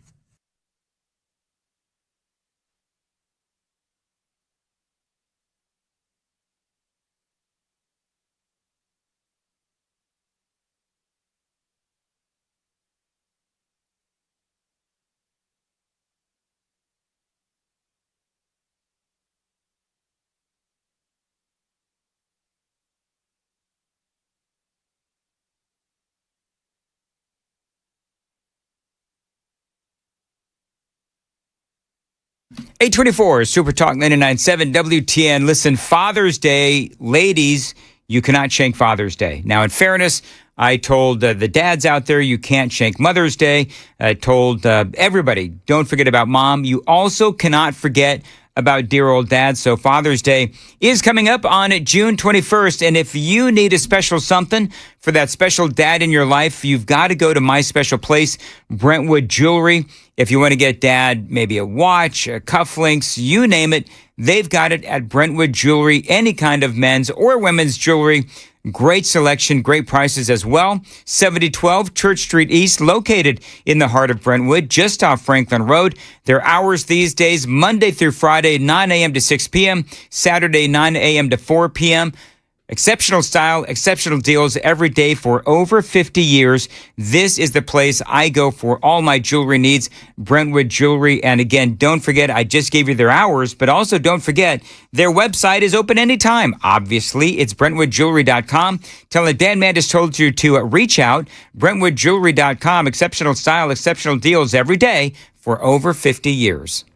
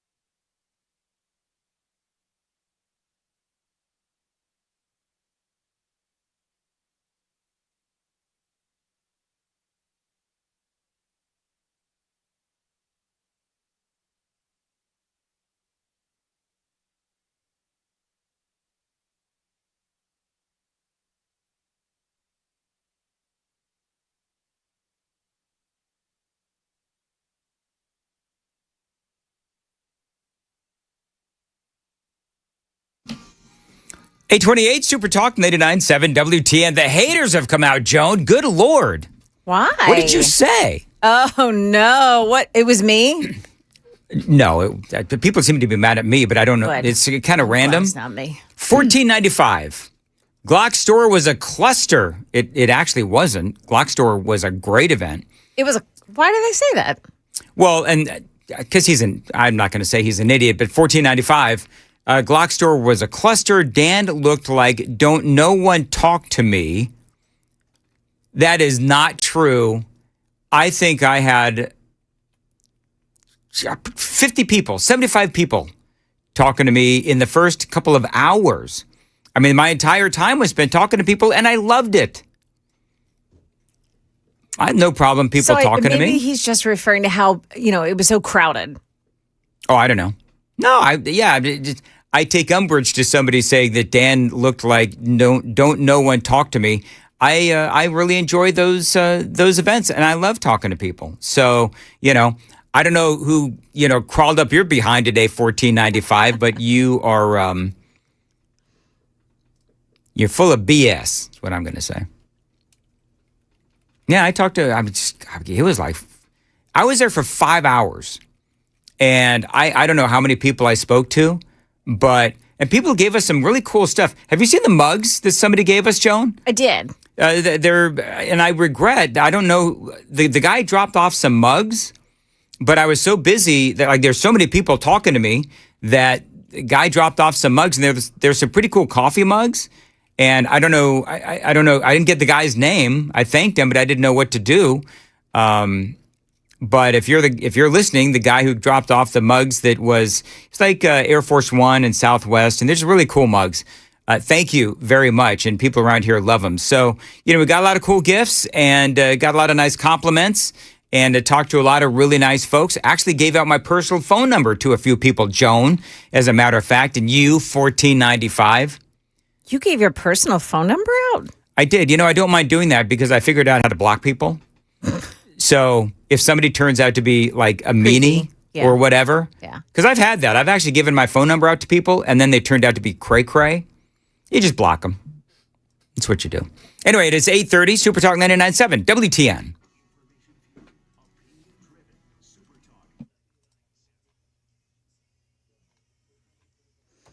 Good morning. It's 8:31. I'm Joan Jones with your top stories. And Metro Nashville Council approved the first reading of a proposal that restricts where data centers can be built. It also creates buffer zones between those centers and homes, schools, and churches.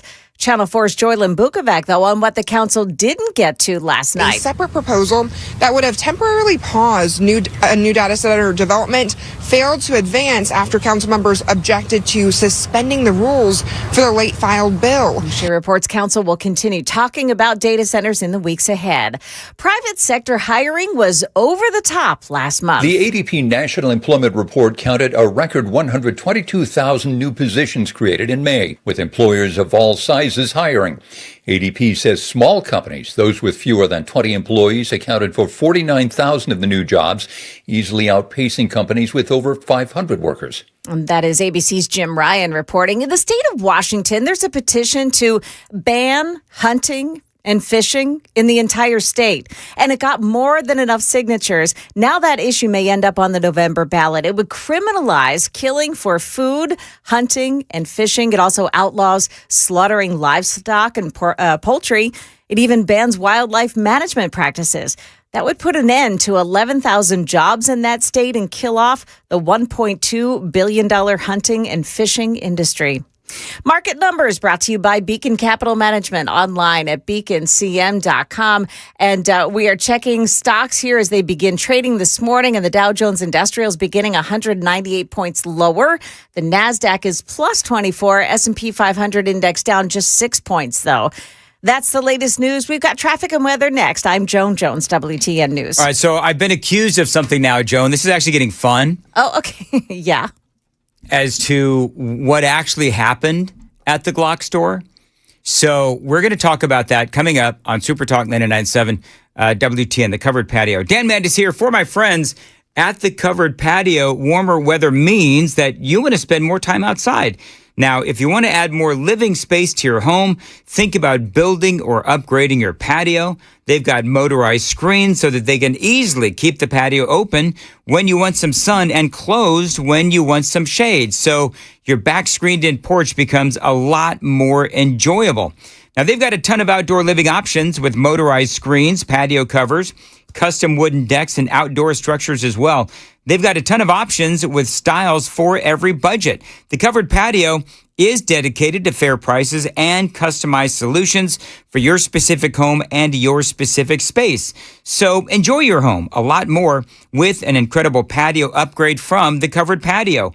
Reach out to The Covered Patio, 615-695-2407, 615-695-2407. Find them online anytime, thecoveredpatio.com, thecoveredpatio.com.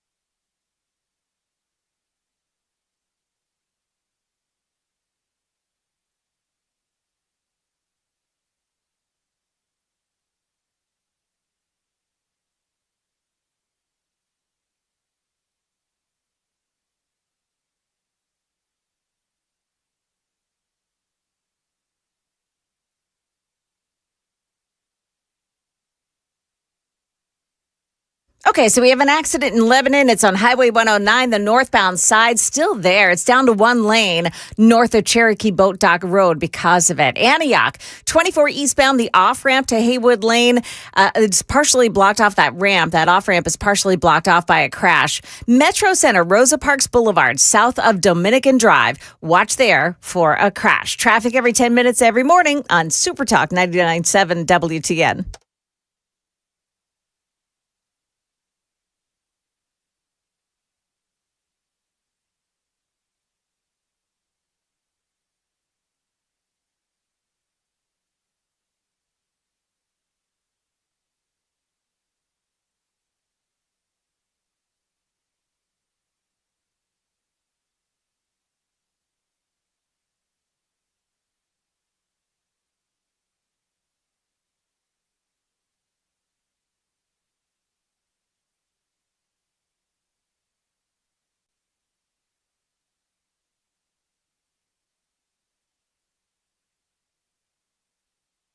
$8:37. What is this supposed to be? I don't know. I was laughing at you because you're like, I could tell that your back is hurting you. A little bit. Back is hurting me. It's from carrying the team all morning, obviously. Oh. What? Yeah, what are you talking about? What? So, Joan, why didn't you tell me? That. No, you know, Joan. Why, Joan, why didn't you tell me? You know damn well. I do. Chris, why didn't you tell me? I think I've become blind to it, Dan. Apparently, I have RBF, Joan. Oh, you have resting bee face. Face, yeah. That $14.95 says, and two other people said I have RBF, resting bee face. I didn't know that. I just you're telling me now for the first time. Yeah, I had no idea. So apparently, when I was at the Glock store, I had RBF face, and that's what somebody said. But like, you think it was just the Glock store? I don't have RBF. Do I have RBF? You have active. It's not resting. Stage 4. Listen, so just so we're clear, I want to make sure everybody knows right now. $14.95. I love you. Thank you. I'm sorry that you got mad at me. So somebody was mad at you for this? So a lot of people are actually saying on the super text line that it was so jammed that they couldn't even get to you guys. But that's a good thing. I was literally walking around talking to people, and I was behind the well-decorated WTN table. Sure. The well-decorated WTN table, which had absolutely no banner whatsoever. We went with a minimalist approach. That's what it was. It was a minimalist approach where they had two pieces of paper and it was typed on there WTN. That was our visual arts for the Glock store. I think there was something going on there. Somebody here something happened at the station. Nobody knew that we were going to be at the Glock store. We've only been talking about it for 90 days. It was handled like Biden in the Afghanistan withdrawal. Not in my household, not in my neighborhood. Complete mess. That's why I had RBF that day, because I was mad that our banner wasn't there. And we had no promotional people there were nothing there to take photographs. So at least we had Brian Wilson's wife's cookies. Well, I tried. I tried. Did you know what happened at that situation? So Amy sent me a note and said, buy Brian's cookies, or Cabana wife Wilson's cookies. But I was talking to so many people, I couldn't get over there. And by the time I got over there, they were all sold out. This is why I was so glad that I brought both my boys, Brooks and Bishop. Yeah. Because they said, Dad, Mom said to get cookies, and they're almost out. And I said, well, go get some. They said, yes, sir. Aw. They came back with cookies. Did they really use the sir? They do. They always say yes, sir. They didn't bring me any cookies. Well, that wasn't part of Mom's. That wasn't part of Mom's instructions. They're probably afraid of me because I've got RBF. Is that what it is? They kept asking me. They said, "Is Dan mad at us?" And I said, "Yes." I said, "He is." Actually, probably thought he had a stroke. Said Dan doesn't like children or small dogs. Valerie said, "Dan, own it. It's a good thing. People will leave you alone." I don't know. Okay, but here's the deal. If I just start randomly smiling, people will think I'm a creeper. It's a little bit. I would much rather have the RBF than the random smile face. Yeah, because random smile face, they think that you're. That's exactly right. It's weird. And by the way, I want people to talk to me at events. You know why? Because there's nothing worse than being behind a radio station table and nobody wants to talk to you. It's true. You know what I mean? It's true. Best part. This was so funny. Did I tell the Matt Murphy story on the air? No. So, was I there for this part? I think you were gone. I had to leave a little early for sports ball. So a woman comes up and her husband says, my wife wants to get a picture with you. So it's fine, cool. So the wife says, oh, not you. I want a picture I want a picture with Matt Murphy. And people wonder where the RBF is coming from. Yeah. I mean, it was RBF the rest of the day, man. I laughed so hard. I love Matt. I mean, obviously. And I thought that it was funny. So, no, you're fine too, but I really love Matt. It's okay, listen, I'm going to go over there. I don't want to get in the picture. I try to get, close enough that I could give her bunny ears. Just a little photo bomb? Yeah, a little photo bomb, but then I decided not to, so. That's good. Yeah, it was pretty funny, though. So anyway, yeah. It's still bugging you days later, isn't it? No. I actually, you know what? Okay, so I hired you and I hired Matt. So when people come up to me and they say, oh, I love Matt and I love Chris, well, I get some of that glory because I hired you guys. It's a home run, a slam dunk. I get the shine. I get a little bit of sunshine on me, too. There you go. So I love that. Dan loves the shine. All right, so 9707. This is what my day is going to be. Now, this stuff is going to stick with me all day. Oh, no. Dan, I've been to your events in the past. You are out of your comfort zone in big groups. Chris is way more approachable. You know, it's funny because I hate the big group stuff. See, I'm not. I am out of my. This goes back years. It just feels awkward. Yeah, like, I'm like I don't know. Like, yeah, I'm a lot better than I used to be. Actually, yeah, I'm a lot better than I used to be. Let's see here, Dan. I was the blue mohawk guy. Yeah, guy comes up to me, blue mohawk and a nose ring. Wow, yeah. He says, my wife and I met you at the Glock store. I feel you thought it was going to go sideways because I look fruity. Nah, man, dude, you're awesome.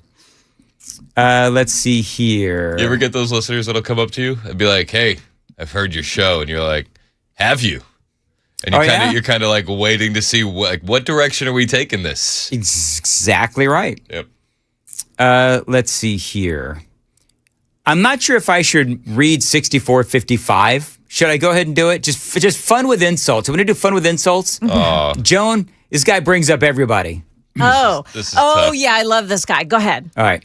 6455. You guys talk so much trash about everybody and you never keep yourselves in account. Mrs. Jones, you're a DEI hire. I'm a DEI hire. A I DEI love that. hire. Facts. Finally, somebody agrees with me. Sam, all because you're married doesn't mean you're not gay. That's just my opinion. Oh, my goodness. Dan, you must have money. You're ugly. Ask Mrs. Jones. Oh, my God. You know what? Joan wouldn't even tell me that I've got RBF. She's not going to tell me that I'm ugly. Oh, my God. But of course, she doesn't want to hurt your feelings. Your coworkers troll you every day, and you're so goofy, you don't even recognize it, he says. Wow. I think the reason, because I said this before, this guy thinks that, Dan, you must have money. It's because, like, Amy's good, my wife is good looking. So everybody always says, Mandis must have a lot of money. That's the only way that he'd be able to bag a younger, hotter wife.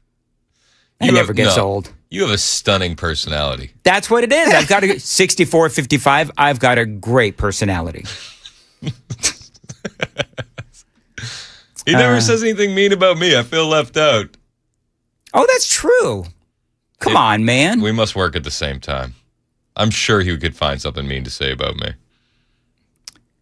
Jason says Dan is unapproachable because of his resting. He says another kind of face, but we'll just go with resting bee face. There's 2 letters away. That's exactly right. Listen, whatever. Here's the deal. We all have, look at all these texts that are coming in. Wow. Do you know what happens? Mario said DEI for Joan means damn entertaining intelligence. There you go. Thank you. I thought that's what we were talking about. Yeah. 6347 continues, Dan, you're not as ugly in person. LOL. This is going to be my day. This is good. I'm going to be thinking about all of this. Actually, no, I'm going to ignore all this. Yeah, don't take all that to heart. Oh, here's the deal, Joan. People, number one, people like to insult us because those are the ones that we typically read. So that's number one. And number two, 6146, I met Dan. Joan's great. Y'all got haters. I know we all have haters. Well, Joan doesn't have any haters. Well, the one guy says I think he's pretty clear. Joan was a DEI hire, but that's hilarious. Listen, if we I'm just going to start leaning into that because it's funny. Absolutely. You know what? The news sounder in the morning will have the big voice guy say, and now DEI hire Joan Jones. Try not to screw it up. Let's see here. Yeah, so everybody is just having fun with this now. That's hilarious. Jason says, Amy likes Dan because he has a big credit limit. I actually do have really good credit. I spend years rebuilding my credit. Do you know when I had no money? Do you know who helped me rebuild my credit? Paul Winkler? No. Oh. Amy. My credit was absolutely trash when I got out of my first divorce. Don't want to talk about it. So she helped me rebuild my credit. So I actually when Amy and I hooked up, I've told this story before. When Amy and I got together, I was about $40,000 in debt. I didn't have a dime to my name. My credit was trashed, and I was in a really bad way. She helped me out of all of that. Based. So there you go. I did not have a lot of money then or now. I don't, Joan. Joan, if I had a lot of money, would I have resting bee face? You'd probably go get some surgery for that. I don't know if they've reached that capacity with technology yet. He hasn't chimed in at all, and that's when he decides to weigh in. Right? Do you know what? Sam has been quiet quitting all day. Why are you quiet quitting? You know what? I don't know. What's wrong with Sam? I don't know. Whatever. He's quiet quitting? Mm-hmm. He is. That's okay. Most of your other producers have just loudly quit. They let you know. That's exactly right. Let's see here. Chris is Canadian. That's enough of an insult, apparently. There we go. Chris has money. Look at his hair. Poutine is a necessary food, by the way. Not Canadian, but I do appreciate the culture. 2133. I thought you'd been married 4 times, Dan. Oh, good Lord, no. 2 is my limit, man. If this one doesn't work out, I am DUN done. You're just coasting. That's it. That's hilarious. Yeah. People that got more than 2 marriages. See, I get it. Okay, you make one mistake. It happens. After 2. What's the old saying from George W. Bush? Something about fooling. Fool me once, shame on you. Fool me twice, I'm not going to get fooled again. That's exactly right. I mean, Joan, what do you think about that? People that get married more than twice. Happens. Was that? So I just received. I feel like there's more to that. I'm reading my text messages. Oh, okay. Oh, am I getting text messages too? Lord help me. Not a one. You know why? Because I got resting bee face. Because I'm getting the text messages from the person that you would normally get text messages from. Who's that? Your wife.